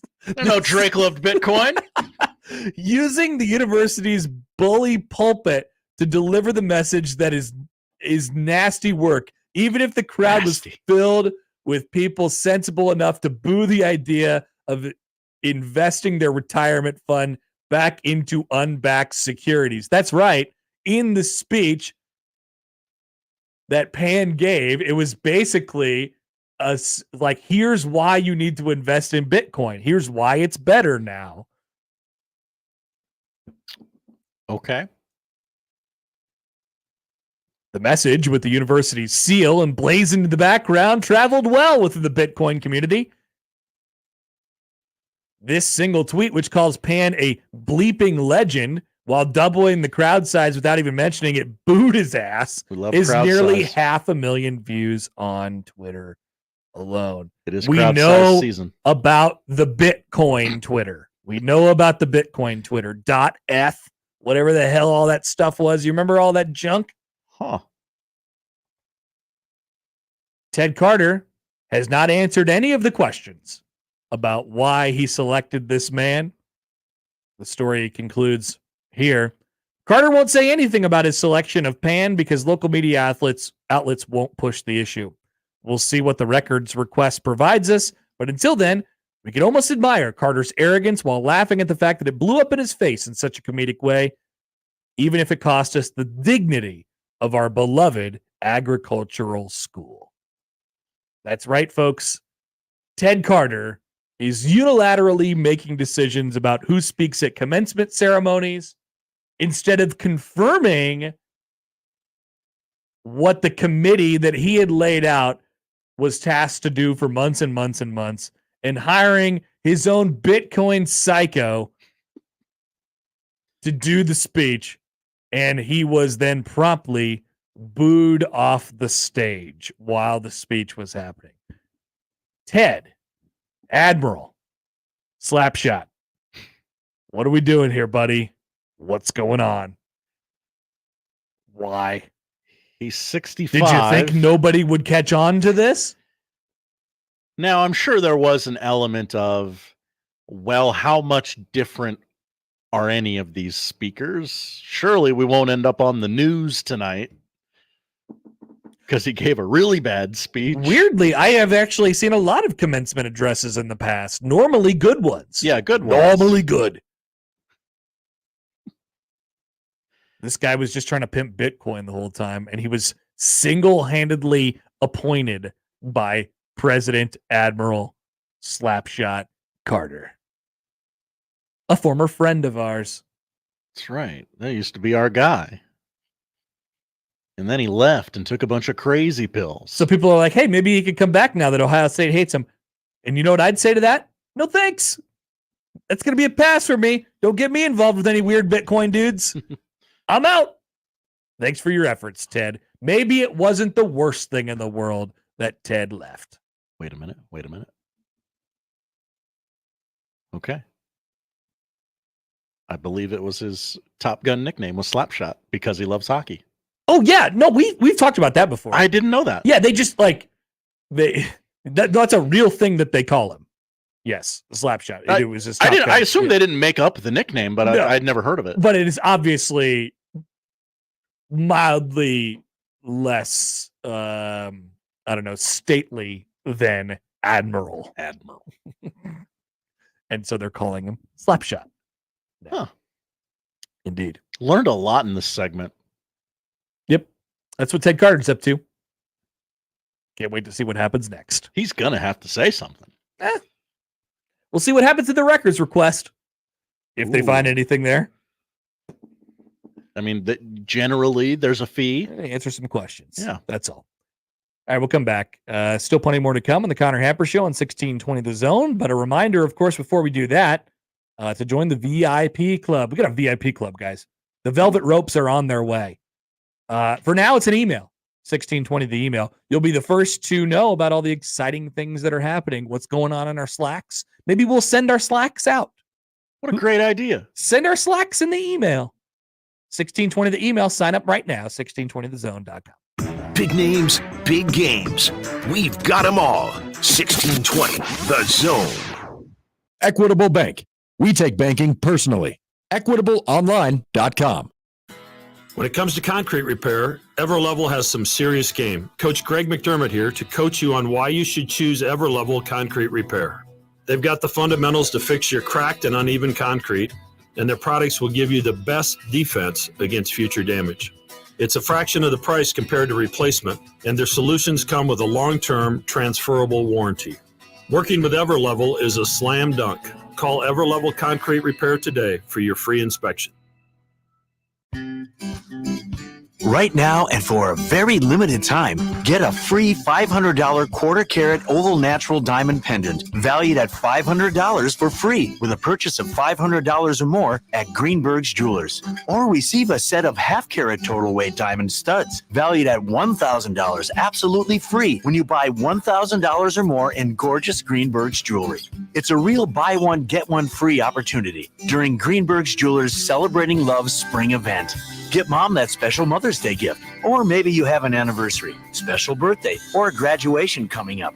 You can give 2 pieces of jewelry or keep the free earrings or pendant for yourself. Greenberg's won't tell. Don't miss these tremendous buy one, get one free opportunities during Greenberg's Jewelers Celebrating Love's spring event, happening for a very limited time only at Greenberg's Jewelers. Greenberg's Jewelers, a cut above the rest. West Roads Mall. Don't miss this week's Zone Deal. This week's half-off deal is Cops. Receive 2 $25 gift vouchers for just $25. Cops makes delicious pizza, fresh salads, and tasty charred wings. For the basic menu, click copspizza.com. And for the extended menu, visit them at Shadow Lake Town Center, 180th and Center, and the newly reopened 72nd and Jones locations. Zone deals go fast. 9 a.m. Friday, 1620thezone.com. Creighton Sports Update. Creighton sports fans, as the spring season is nearing its finish, the Creighton Athletic Department wants to thank the fans and sponsors for another incredible season. Without your support, their student athletes would not have the experience they do. Thanks again, and go Jays.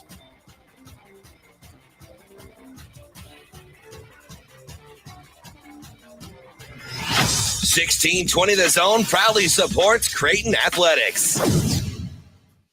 Let's get back to the Connor Happer Show on 1620 The Zone. Here comes the clown.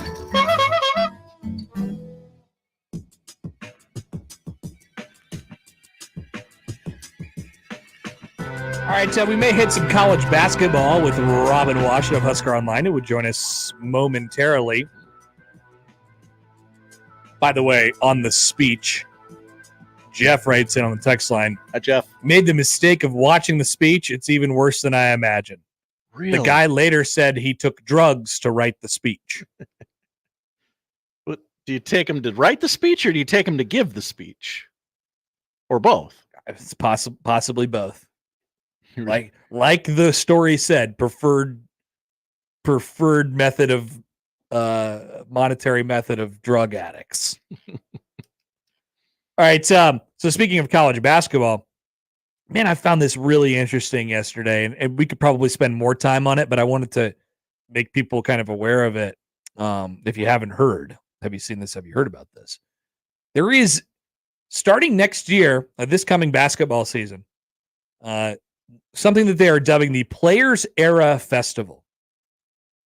Will be an NIL-driven Las Vegas college basketball tournament with millions paid to schools in NIL funds, are the terms of which are being finalized right now. That's right. Games will be played. This is from CBS Sports, Matt Norlander and Dennis Dodd. Games will be played in November under the umbrella of an event called the Players Era Festival, which will also include live music and other attractions for fans amid the glitz of the Las Vegas Strip during Thanksgiving week. In a college sports first, the event will also include $1 million NIL payouts for 8 participating schools. What's more, players involved will have future earnings opportunities through long-term NIL contracts, sources told CBS Sports. The field is in the process of being finalized right now. Alabama, Houston, Notre Dame, Oregon, Rutgers, San Diego State, Texas A&M are the rumored schools. And there is still one spot left out there, and the assumption is that it will be of the Big East variety. Don't get your hopes up, Creighton fans. It won't be the Jays. They are already slated for an MTE that weekend.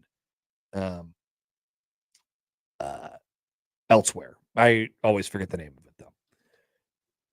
Event organizers in the final stage negotiations with MGM Resorts International to hold games at any or all 3 of its major venues, which include T-Mobile Arena, the hockey arena where the Vegas Golden Knights play, MGM Grand Garden Arena, where many boxing matches are, Michelob Ultra Arena as well. The tentative schedule is set to play games on the 26th, 27th, 29th, which the day off would be the 28th. That would be Thanksgiving Day.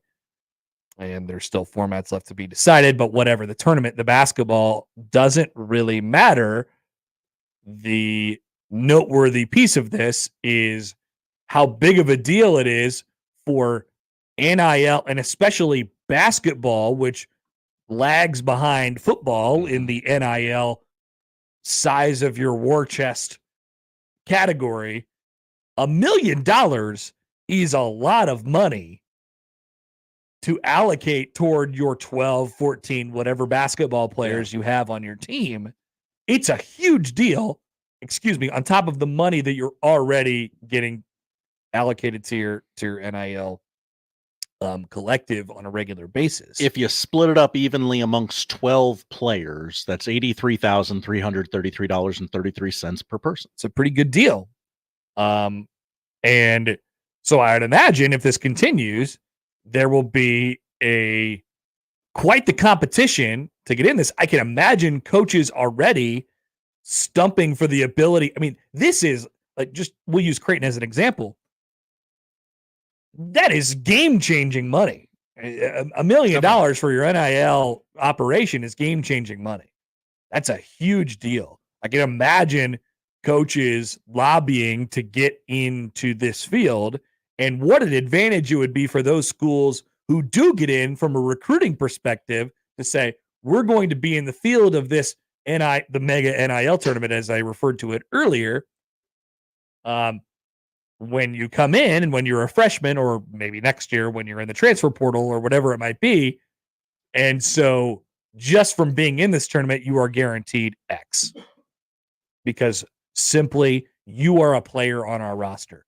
Done. On top of it's like a bonus, here's $100,000 extra just for being in this tournament. Now there will be compliance deals here, but it's passed all the smell checks so far. They will have to have some sort of quid pro quo. There will be events that they'll have to make appearances. Players will have to make appearances at while they are in Vegas, but it's really pretty simple. Sounds like a very similar setup to the NBA in-season tournament, where correct you play. The further you play, the more money you win. I found these quotes staggering from a coach who is scheduled to play in the event, who is unnamed. Quote, I would play on Nick Jr. I would play on YouTube. It doesn't matter. Oh. Okay. All the other stuff passed through our compliance smell test all the way through. We have not run up against a roadblock that is a definitive no.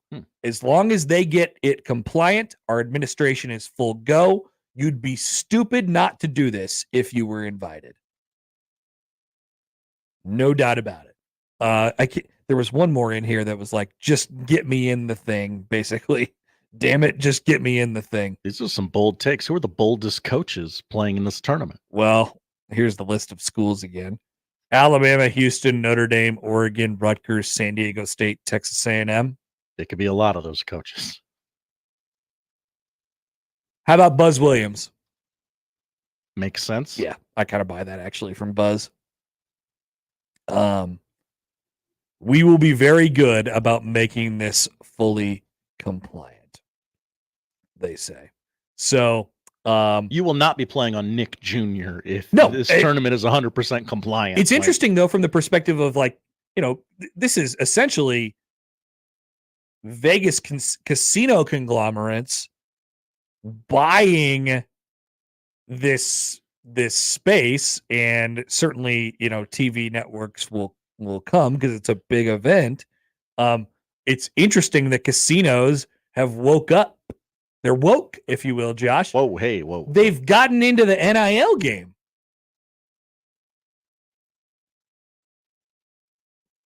There's a window of opportunity there. I find that very intriguing. Someone smarter than me is going to pour through the rules with a fine-tooth comb, but it's going to be great television. Quote, we are turning this into what NBA All-Star Weekend is for the NBA. One source involved with the event said this would be a celebration week for college basketball. Players will also be eligible to sign on to a 10% equity stake in Players Era in perpetuity, a source said, meaning that college athletes would earn money with the company going forward, provided that the Players Era tournament continues to grow as an asset in the years ahead. The concept is for NIL activities, and it's not a one-and-done exchange. It's about long-term value. The festival is also considering including a financial literacy program for all teams and players involved. Okay, I like that. Yeah, it's very interesting. A lot of big wigs involved here, a lot of money, but this is happening. And like that coach said, you'd be stupid not to do it. Coaches will absolutely be fighting over spaces in this tournament going forward. Break my contract with whatever school. Yeah. Get me in that tournament. It's a huge deal. Like, we were scheduled to play some school of the poor that day. Break the contract. Pay them. One final thought here before we get to Robin. Like, I hope it doesn't grow so big that it is ultimately seen as kind of competing with the NCAA tournament. Therefore, there will have to be some sort of response. But like, hey, if you make the Sweet 16, your players get X amount of dollars. Now we are heading. No, I don't want that. No, we are heading into pay for play here soon. So maybe all this is kind of a moot point eventually. But yeah, I hope we don't get into that conversation either. So that's just a thought going forward. Robin Washut is coming up next. We'll ask him. Nebraska's potential to get into this tournament. Gotta be pretty good, right? Gotta be pretty good. I mean, they were in the NCAA tournament last year. They played Texas A&M, right? We have a couple basketball questions for him, but also we'll get to some football stuff on the other side. The Connor Happer Show coming back on 1620 The Zone. Live from the Host Coffee Studio, this is 1620 The Zone. There is only one constant in the universe, and that's change. Brent Rasmussen of Mortgage Specialists. I'm sure many of you remember the incredibly low interest rates that were available only a few years ago. Well, things changed. Now rates are higher. But would you believe me if I told you there was a time when people were paying double-digit rates? And that's the thing. Everything changes. Rates go up, rates go down. So if you're waiting for the perfect time when rates drop before you buy a home, you might miss out on the home you really want. So when you think about it, what's a thing today might not be a thing tomorrow. See? Change is good. I'm Brent Rasmussen. Call me at Mortgage Specialists, and we can show you all the details. Mortgage Specialists. Driven, trusted, reliable. Click mtg-specialists.com. NMLS number 5918, Equal Housing Lender.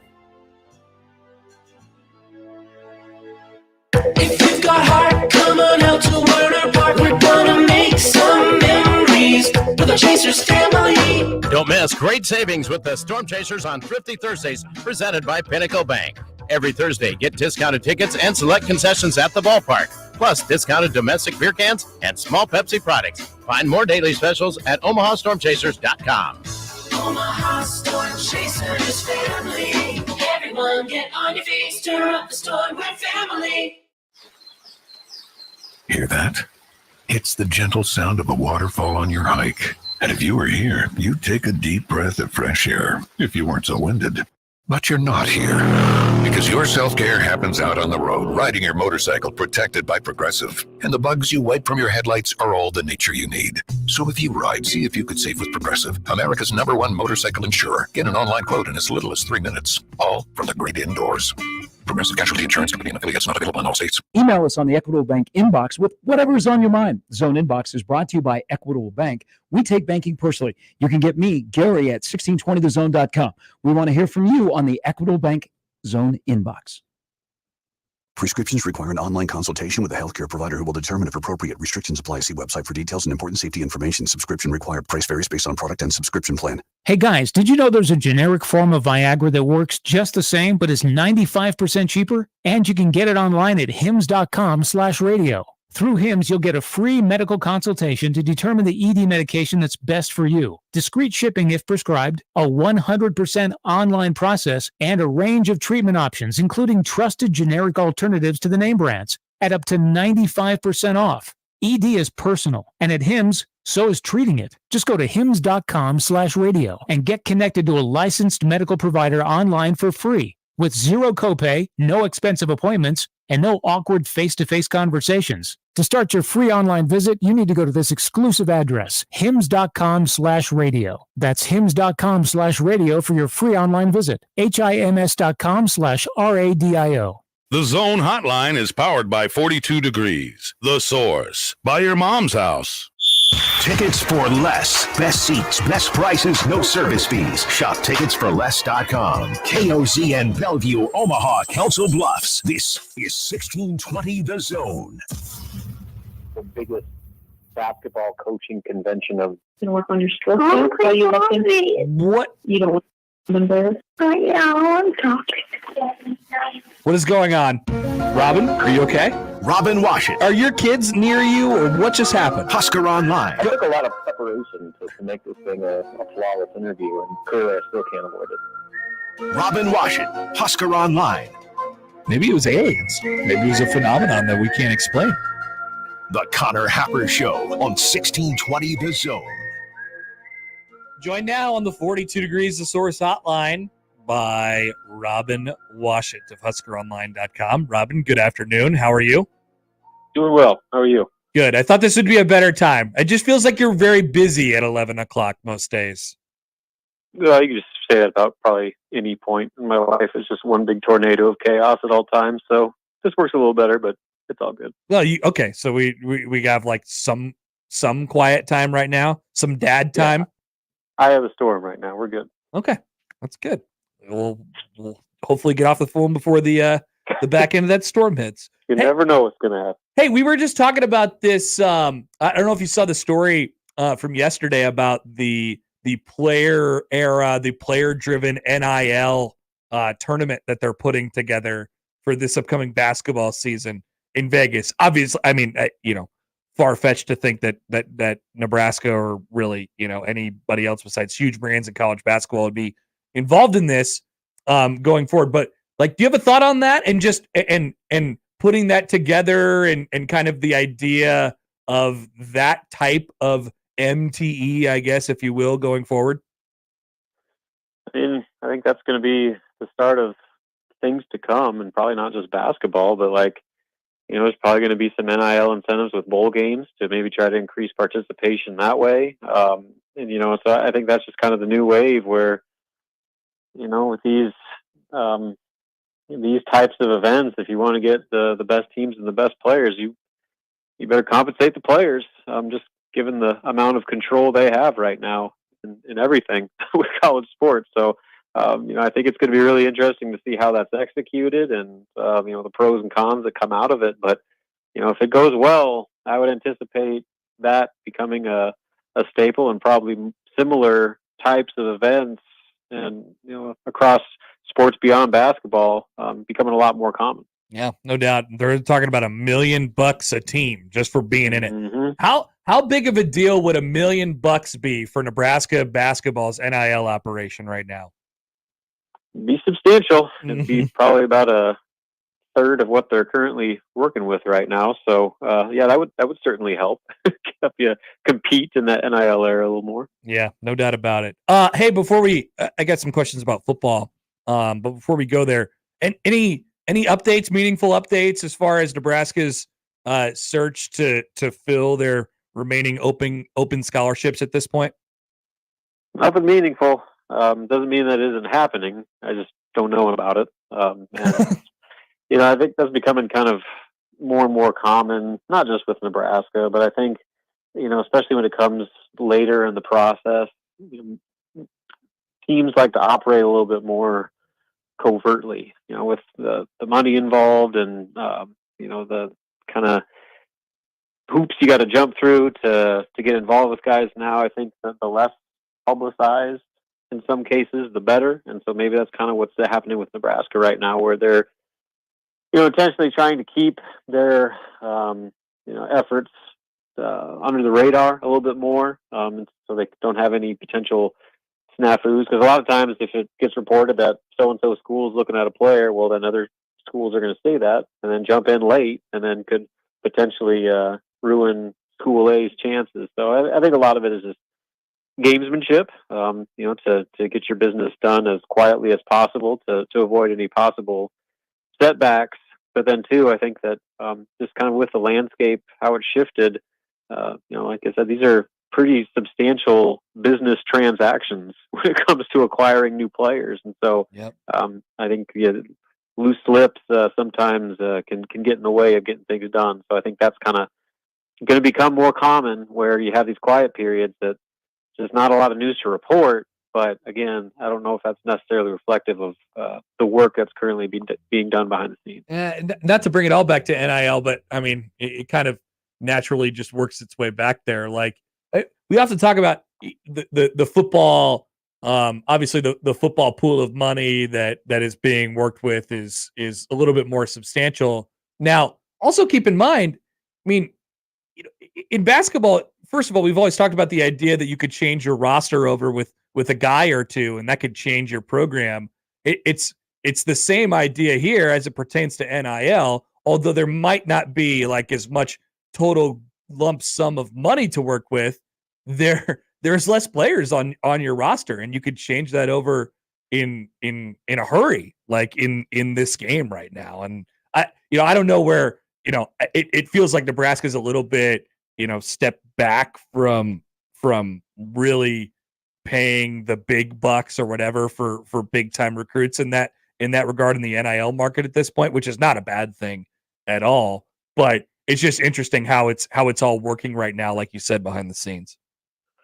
Yeah, I mean, you can say the big players, but even like marginal players are asking for ridiculous amounts of money, and eventually it will, I hope, self-correct to where players and their people realize they're not going to get that kind of money, and schools decide that they're not going to pay it. But until that happens, you're going to get a guy that is a borderline starter getting $500,000 just for hitting the portal. I mean, like, that's pretty common at this point. So, it might not seem like a lot compared to football, but it's still substantial, especially when you consider, like I said, there's just less mouths to feed as opposed to, paying 100 players. You're playing 13, or in some cases even less. So, it's a different game with basketball. I think you have to be a lot more selective, especially if you want to do it right in terms of building a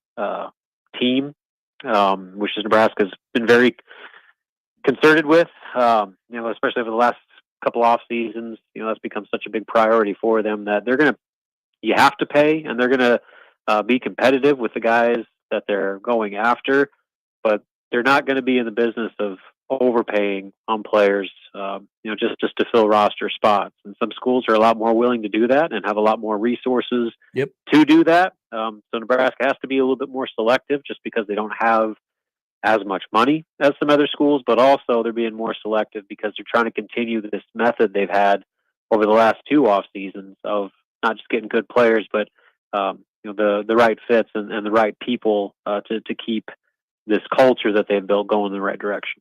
Robin Washut of Husker Online's with us. Hey, I saw this came up on your guys' podcast.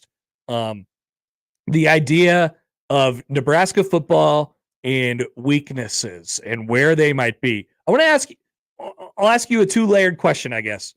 What would you consider to be a major weakness for a college football team?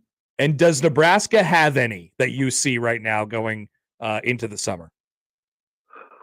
I mean, like, just in general, a weakness for a college football team? Well, like a major weakness. Like, and obviously you're using Nebraska as a reference point. So, like, right.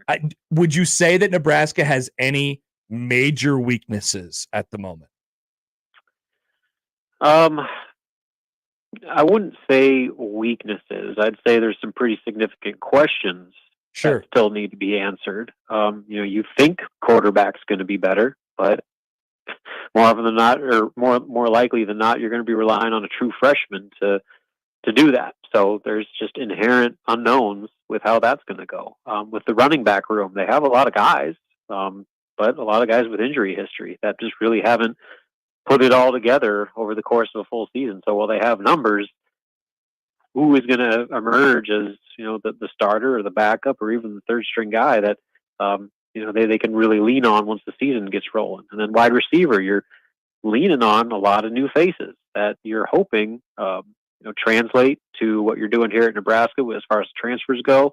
And then those second year receivers like Jalen Lloyd, Malachi Coleman, those types taking that next step. So I mean, there's just some unknowns about will those guys perform at the level that you expect them to. And then the offensive line, this is the most cohesive that unit has been in a long time, just in terms of position coach and roster retention and experience they have across the board there. So you assume that group is going to take another step forward like they did last year from the year before. But again, that's you're assuming. We just don't know. So that's kind of what I look towards more like in the conversations of weaknesses for Nebraska. Like, I don't know if there's like a glaring like, wow, they're really terrible at this position, because I think that there's potential pretty much at every spot on the roster. But that's, again, assuming that the players you expect to be good and to take those steps and develop the way that you hope will do so, and to get them to the point where you're comfortable with them. Yeah, like you said, you'd rather rely on known returning production, right? Like, and I think at wide receiver, you get the case with a couple of the transfers there where you're like, okay, you can depend on a certain amount there. So I'd put that position off to the side. I'm good with that. I'm good with offensive line. Quarterback is a minor question mark, but obviously not in comparison to last year. Running back's a question mark for me. Defensive line's good. But the rest of the defense, I'm interested. Like, we didn't talk much about it. Didn't get much run. We talked a lot about Raiola and the offense. But I don't know. I think there's some questions in the back end of that defense in particular. I mean, they are interested in a portal safety. I think at the moment, like, I don't know, maybe we didn't give that enough run this spring about what they may or may not have in the defensive backfield. Well, I think a lot of that too is kind of like the receiver conversation, where they have players, they have options, but so many of them are unproven. Like, you think Jeremiah Charles is going to be a really good player, and Dwight Boodle and Ethan Nation and all these young guys that they have in that secondary that are talented and should be good, but they just haven't done it yet. And so that's where I think the unknown is probably the biggest concern with the back end of that defense. Now, that being said, they do bring back a lot of experience. Tommy Hill, Isaac Gifford, Marquise Buford, they played a lot of football. And so you have a pretty good veteran core to build around. You're just kind of supplementing around them with talented but inexperienced players. And so, again, you're hoping that those young guys continue to develop and are able to take the baton at some certain positions. But if you're looking for reasons to have some doubt at this point about that defense, it's probably just some of the inexperience that Nebraska is probably going to be relying on taking that necessary step forward over the course of the rest of the offseason. All right, Robin, we will let you go. Appreciate the time as always, and we'll talk to you next week. Sounds good. See you later. That's Robin Washut of HuskerOnline.com. And I pressed my own button that time. Okay. I don't know. I thought I was hanging up on him for some reason, but I was hanging up on myself. We got lots of baseball. We got Bally's problems though. Oh no, we got 47 our channel working? 47 is dying again. Oh. And so now Hold on. I got it. We got to call that quick cable fix that we got last year was so good. It was.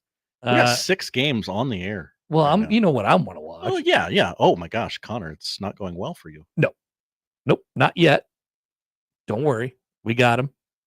Got him right where we want him. Okay, right now. That's a weird place to want him. Don't worry, got him right where we want him. But also keep him under the radar. Just for the bit, the Detroit Tigers are on the air. Of course they are. Who are they playing today? They're at the Guardians. 4-2 in the 4th. Tigers. Very cool. So we probably won't talk much about baseball when we return, but I do have a couple things for you. I have one item from the local news. We always like to keep up on our local issues. Well, we're a local show, of course. An update on Shedeur Sanders. Oh, good. I was worried we weren't going to talk about him all week. What's going on over there? Maybe a couple other stray things as we continue on the Connor Happer Show on 1620 The Zone. The Connor Happer Show. Follow us on Twitter @Happer Show for all the latest news and views. We may even say something interesting once in a while. Unlikely. Really, guys? You get a lot of junk in your inbox. This one, not junk at all. 1620 the email. Exclusive content, contests, other stuff probably. Subscribe today at 1620thezone.com. Your Omaha area forecast from the Godfather's Pizza Weather Center and KETV Newswatch 7 on 1620 The Zone. Just partly cloudy skies for most of us on your Wednesday afternoon as temperatures warm up into the 70s. There's a chance of a pop-up thunderstorm during the afternoon and early evening hours, mostly on the Iowa side. But again, just a small chance. But this evening, we'll see temperatures drop into the 60s. I'm meteorologist Luke Vickery, KETV Newswatch 7. Hi, this is John Bishop. Since the day I got my driver's license, I've had a check next to the organ and tissue donor box. It's a selfless gift because healthy organ donors can save up to 8 lives. And with tissue donation, dozens more can get the gift of sight, and burn victims can get life-changing skin grafts. Anybody can register, and there's no cost to you or your family. Check that organ donor box next time you renew your license or visit goodguysavelives.com. Learn more about organ and tissue donation today and see how you can save 8 lives at goodguysavelives.com. Some people think business banking is only about transactions. But at Emprise, we don't view money as an end game. We see it as an engine. It's who we are. Transforming ideas into IPOs, turning potential into profit. Emprise is next generation business banking, where we help money work for you, not the other way around. That's the power of possible. Visit emprisebank.com to learn more. Member FDIC. I'm Dave Osted. And I'm Ryan Osted. Every golfer will get value from being custom fit. The truth is, the higher handicappers will get more value from being custom fit than the low handicappers. It's changed so much since my dad started the business in 1963. We now have hundreds of thousands of dollars in technology, and we know exactly what the spin rate is, what the launch angle is. We encourage you to bring your current clubs in now, and we can compare it. And guys walk out of the store knowing that the purchase they just made is going to give them 21 more yards off the tee box. Play better, have fun, and shop Osted's. Whether you own a local business or a global one, you're always looking for ways to position your operation to create opportunities and move on them faster. With Bank of America, you get access to experts, award-winning insights, and business solutions so powerful, you'll make every move matter, locally and globally. Visit bankofamerica.com/banking for business to learn more. What would you like the power to do? Copyright 2024 Bank of America N.A. Don't miss this week's Zone Deal. This week's half-off deal is Cops. Receive 2 $25 gift vouchers for just $25. Cops makes delicious pizza, fresh salads, and tasty charred wings. For the basic menu, click copspizza.com. And for the extended menu, visit them at Shadow Lake Town Center, 180th and Center, and the newly reopened 72nd and Jones locations. Zone deals go fast. 9 a.m. Friday, 1620thezone.com.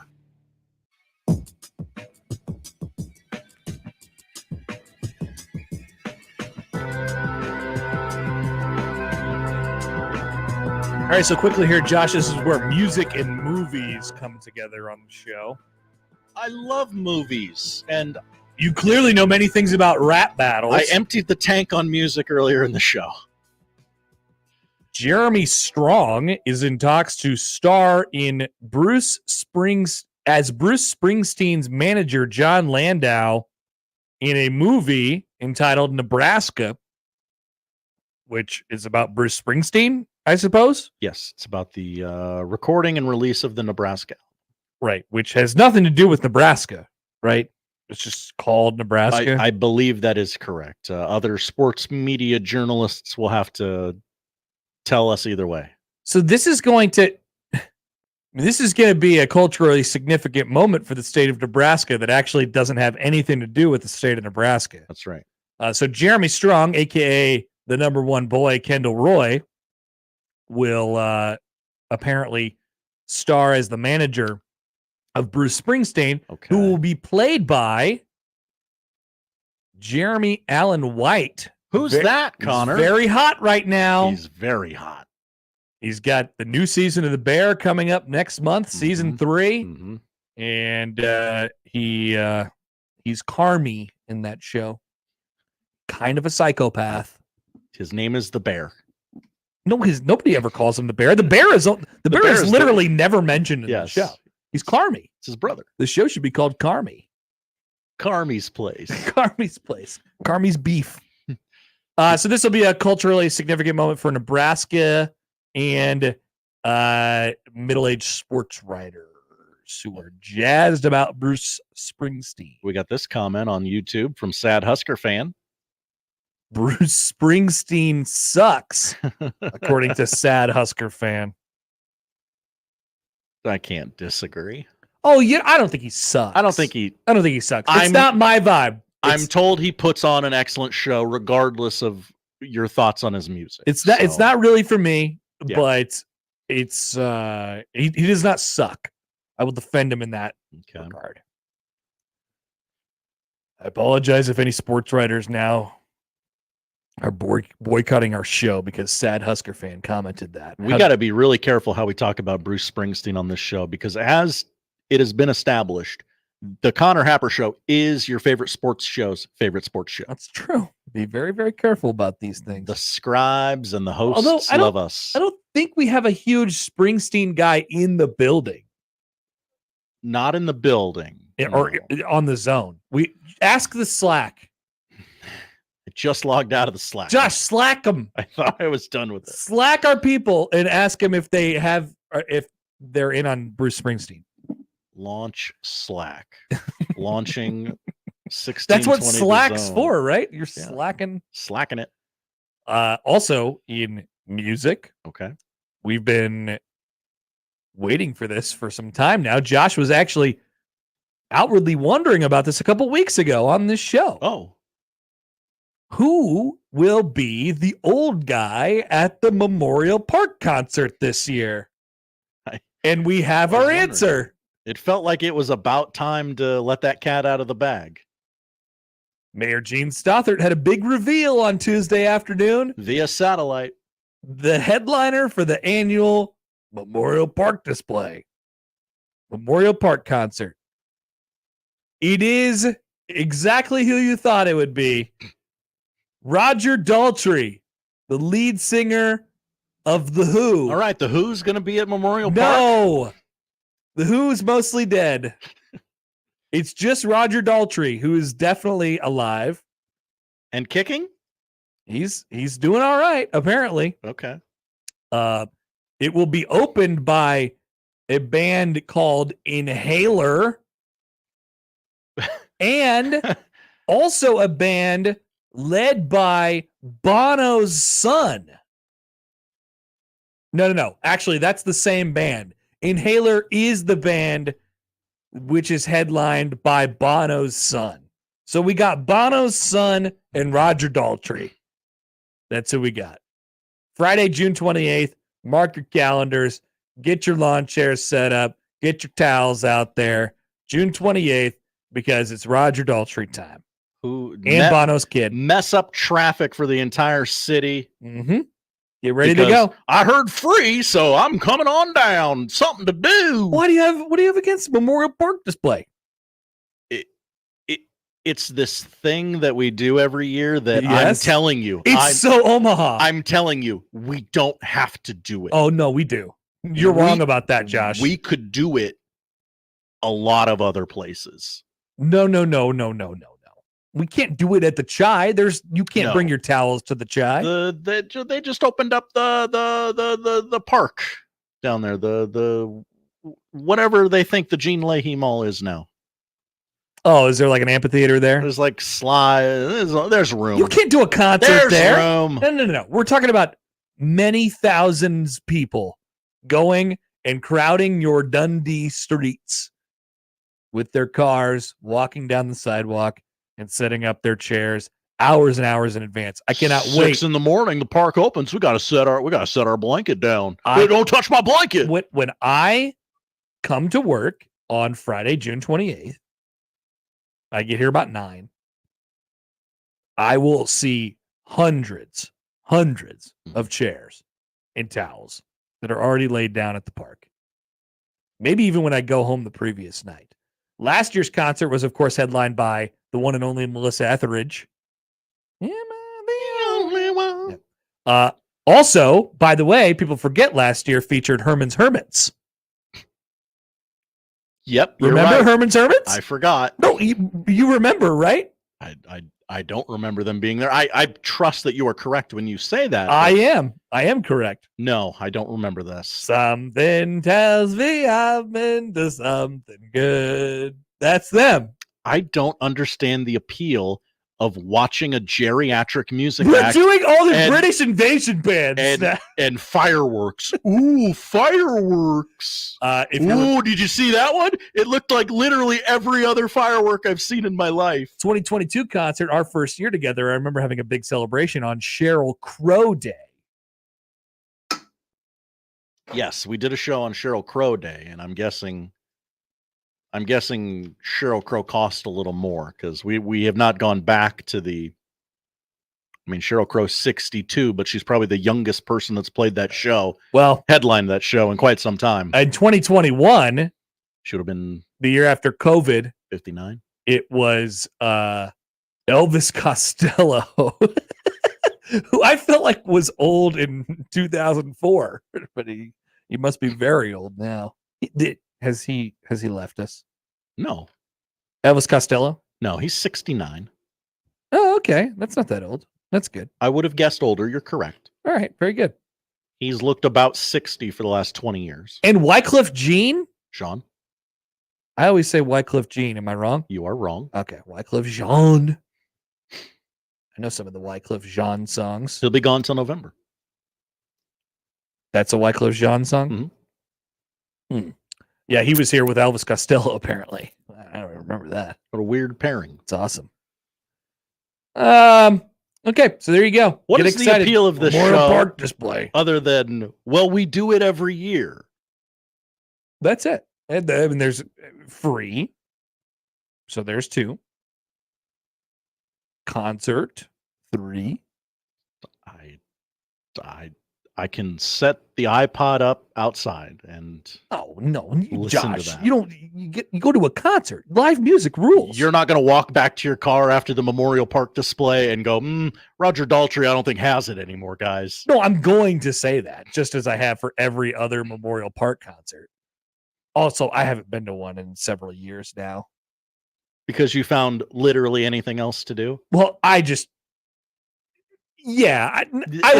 never in the thought process of going. Connor, it's okay to say that this event sucks. No, I'm not doing it. Okay. I love my town too much. I love my town. I want better for my town. Joan Jett, Blues Traveler, Pat Benatar. I remember when Pat Benatar did it. They got Huey Lewis in the News in 2012. Foreigner Sticks in Kansas in 2010. 38 Special in 2008. Plain White Tees 07. Doobie Brothers 05. 311 Grasshopper Takeover in 2004. Was that the first one, maybe? GTO. They did it real Omaha that year, that's for sure. There you go. I figured Josh would be excited about it, and I wasn't disappointed. Thank you, Josh. Can't wait for the fireworks. Oh my gosh. One more story in music. Wow, such a musical show today. Shedeur Sanders has released a rap single. As I said on Twitter yesterday, Kendrick Lamar has the chance to do the funniest thing possible right now. That's funny. Sorry, I hiccuped. So here's the plan. Shedeur Sanders has released a rap single entitled Perfect Timing. And the album cover is predictably him pointing to his watch, which, once again, I don't know why we got off on this thing where pointing to your watch is some sort of flex now. What happened to us as a country? I have a cool watch. That's the bit. I'm rich. That's it? That's how you show you're rich? You have a good watch? Yeah. How about a good house? How about a good car? I'm sure he has those too. I'm sure he does, but he doesn't point at him all the time. True. Points at his watch. Anyway, he loves his watch. He loves talking about his watch. He has an obsession with his watch. And now he's written a song with references to his watch. Here is the plan, as you guys may well know about at this point. Have Shedeur Sanders play the Memorial Park concert? That'd be awesome. It would. But no, secondary plan. Nebraska beats Colorado 31-14 on September 7th this year. That's right. Nebraska beats Colorado 31-14. And then you turn those speakers up to as high as they can humanly go. 11, 22, 33, whatever it might be, 400. Turn them all the way up. And after that game goes final, you turn on Shedeur Sanders' new single, Perfect Timing. And you play it for all the world to hear. And then you laugh and laugh and laugh as he heads to the tunnel. And that is my plans for September 7th. What about you? I don't want the university to go, well, that feels in poor taste. That feels like... No, it's nasty. We don't want to do that. We're the best fans in college football. We don't want to make it personal like that. Do it. Do it. You don't play him again for another couple years. The next time you play him, Coach Prime will not be there, guaranteed. Mm-hmm. Certainly Shedeur won't be there. Mm-hmm. So absolutely. You play it as loud as you can. You play it unedited. I don't even know if it even has any bad words. I just assume it does. Can almost guarantee it does. EC writes in on YouTube. Hi, EC. Damn, y'all are both some haters today. Yeah, I think that actually tracks. We're haters most days. We hate. We hate. I don't have a problem with it. I'm a hater. I hate things. Josh, you hate many things. I do. I think we're both haters. That's fine. Okay. I think we're both haters. Depending on what. Like, don't call me a hater of something that I'm a lover of. Okay. Should we hold like a player haters ball, like in Chappelle's show? Yeah, we just declare all the things that we hate. I hate you. One I hate day a you. year? Yeah. It's not a bad idea. I wear a big hat. Feels like a good summer bit. It does, actually. Sounds kind of fun. We could slack our coworkers about it. Yippee writes in on the text line. Hi, Yippee. Is 31-14 Connor's official score prediction? Well, it sure sounds like it. 31-14 is where I'm working off of right now. Okay. That's where I'm working off of What's right now. we got a line for that game now, don't we? We do indeed have a line from the DraftKings Sportsbook. Inferior Sportsbook. Nebraska, a 6.5 point favorite against the Colorado Buffaloes. Okay. Hi, how you doing? At this moment. Conversely, Nebraska, a 25.5 point underdog at Ohio State. But we don't think about that game. Nobody in that game is talking about how big their watch is. Only in this game. So, they're 6.5 point favorites to start with. 31-14 just felt right for me. Okay. Maybe I'll give them 20. Maybe 31-20. Somewhere around there. But that's basically how my process of predicting games. I have this baseline score that I use, and then I kind of adjust it point to point based on how I feel throughout the week and things that happen. So yeah, that's my preliminary base score for that game, 31-14. Maybe the comment of the day in from Bleeds Jays Blue. Hello. Connor, you know Herman Hermits, but not Demi Moore? Yep. I think you were listening to the show today. Yeah. Sounds like it. Great analysis by you. I know about things that happens in the 50s, that's for sure. I just don't know about things that happen in the 80s. Okay. That pretty much describes it pretty well. Please be consistent with that take. I will try. We will be back. Bold questions tell you what to watch next on 1620 The Zone. For the Jays, the Huskers, and even you Jayskers, we are 1620 The Zone. My taco pie is really something special, and it can't be imitated. It starts with my zesty taco sauce, seasoned beef, onions, lettuce, tomatoes, mounds of cheddar, and mozzarella cheese. This pie is the real deal. For a limited time, build your own feast with the specialty pizza, like my taco pie, a one-topping pizza, and cinnamon monkey bread. Do yourself a favor and order. Today, Godfather's Pizza. Do it. Are you ready to embrace warmer weather and score tickets hassle-free? Look no further than Tickets for Less. It's your local ticket headquarters right here in Omaha at 145th and West Center Road. Say goodbye to hidden fees and hello to transparent upfront pricing. Plus, use the promo code THEZONE at checkout and save big at ticketsforless.com. From sports to concerts and everything in between, TFL has you covered. If you have a question, call them today. 402-398-1999. With unrivaled customer service, every seat holds a story. Find yours and save with the code THEZONE.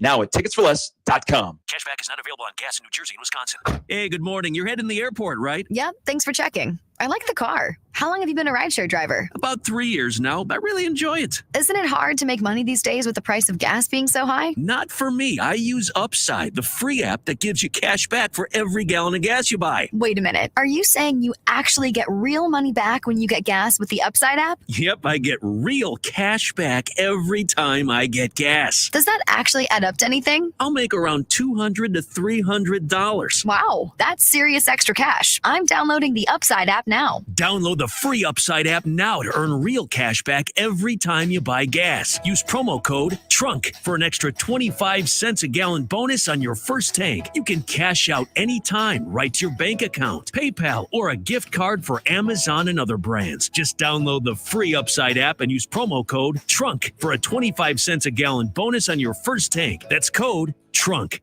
A tornado or a thunderstorm doing damage to your home or business can certainly be a real punch to the gut, but whatever nature can destroy can be rebuilt. Langfeld Overhead Doors stand ready to help. If your garage door was damaged by the storm, call Langfeld Overhead Doors to repair or replace it. With Langfeld, you get a local family-owned company. not some fly-by-night operators. The Langfelds are a family with deep roots in the community and a well-earned reputation for integrity and honesty. Go to langfelddoors.com.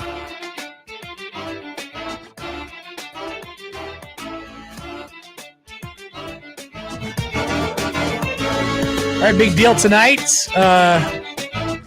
Soccertown, USA, over at UNO. Heard the ticket sales have ticked up a little bit, and we're going to be pretty much full tonight at Caniglia Field when Union Omaha hosts Sporting Kansas City. And looks like we're in store for some pretty good weather as well. So get on out there tonight. Should be a good, fun community event. Absolutely. With the Union Omaha, a burgeoning young soccer team in our It's a big deal. Yeah, it's a big deal. At Happer Show on the JTech Construction Zone Twitter feed is where our poll questions live. Just a couple today. Is your favorite lyricist Rex Hudler? No. Bars. 80% say no. Sad. It's a little too much for me. Does Demi Moore have comical hips? I do not know this to be true. You say yes. She did at the Met Gala, no. but that's not her normal appearance. Okay, I say no. 69% say no. Nice.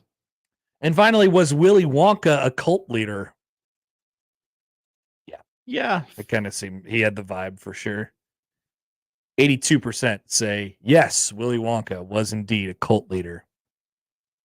Those are the poll questions. Josh, what are we watching tonight? We are watching one NBA playoff game tonight. It is hosted by Madison Square Garden and the New York Knicks. They lead the Pacers 1-0. Game 2 is tonight. Bing bong! 7 o'clock on TNT. I wonder if the refs will show up. Maybe. They'll just have to do a really long last 2-minute report again. That's right. Did you read that whole thing? I did not. It was too long. Okay. A pair of NHL playoff games on ESPN. 6:30 start for the Bruins and the Panthers. Boston leads that series 1-0. Florida looking to even it up on their home ice. And then the battle for Canada. So there will be one Canadian representative in the Western Conference Finals at least. The Edmonton Oilers and the Vancouver Canucks start game 1 of their Western Conference semi at 9 o'clock. They don't like each other, I'm told. I would imagine not, no. Baseball, got about 6 games going on right now. MLB Network has the Blue Jays and the Phillies. Phillies have won 7 in a row. Marlins and Dodgers coming up here in about 2 o'clock on MLB Network. And America's team is back on FS1 tonight, 5:40 first pitch between the Diamondbacks and the Reds. I wonder if Kevin Kugler will be doing that game. Then the Giants and the Rockies, 7:30 on MLB Network. Sports documentary to watch on Netflix tonight, The Final Attack on Wembley. The documentary revisits the mayhem that erupted at Wembley Stadium on July 11th, 2021, as Gareth Southgate's England team was on the brink of a historic win. I like a guy named Gareth. Gareth. Sounds nice. And then Disney Plus has a Beatles documentary film that is its streaming debut. It came out in 1970, but it is on streaming for the first time ever. It is the Let It Be documentary. Follow the Beatles. They're litigious. Careful. Follow the Beatles in January 1969 as they're litigious. Yeah, they're mostly dead. Well, the two that aren't are litigious. They write and record their Grammy-winning album Let It Be and perform live for the last time. The filmed account of the Beatles' attempt to recapture the group's spirit by making a back-to-basics album instead drove the band further apart. I prefer that movie where everybody forgets about the Beatles except for that one guy. Yesterday? Whenever I think about the premise of that movie, I laugh every time. And it ended up being a good movie. It was pretty, yeah. It ended up being a good movie. Good little movie. But I just love the idea that somebody in a room somewhere was like, what if everyone forgot about the Beatles? Except one guy. And he had to remind everyone in the world. He had to rewrite their song about the Beatles. Incredible stuff. That's it. That's it. Yes, sir. That's what we're watching tonight. That is the show. If you miss anything, you can find it all on our website, 1620thezone.com. The crossover's next. Live from the Host Coffee Studio, this is 1620 The Zone. Is your concrete cracked or uneven? Hey everyone, Coach Greg McDermott here to explain why you should choose Everlevel Concrete Repair. Many people think they need to replace broken concrete, but repairing it provides durable protection and comes at a fraction of the cost. Everlevel provides permanent repair solutions to fix your concrete and protect it against future damage, and it all comes with a long-term transferable warranty. They offer free inspections to walk you through the entire process. Call Everlevel Concrete Repair today. At Churco, Chef Dave blends the distinctive food of Northern Italy with the melting pot of American cuisine to bring a unique fusion of style and flavors to West Omaha. From fresh pastas handcrafted daily to house-dry aged steaks, focaccia bread baked daily. Churco is perfect for date night or any night. Churco features crafted unique cocktails, an extensive Italian and American wine list, and a robust happy hour Tuesday through Sundays. Churco, located at 192nd and Q and CIRCOOmaha.com. The Zone Inbox is brought to you by Equitable Bank. We take banking personally. Email me, Connor Happer, with the Connor Happer Show at Connor, CONNOR, at 1620thezone.com. Send me your love, your hate, and maybe a few hot takes. The Zone Inbox, presented by Equitable Bank. Spring has arrived, and Lenahaw has everything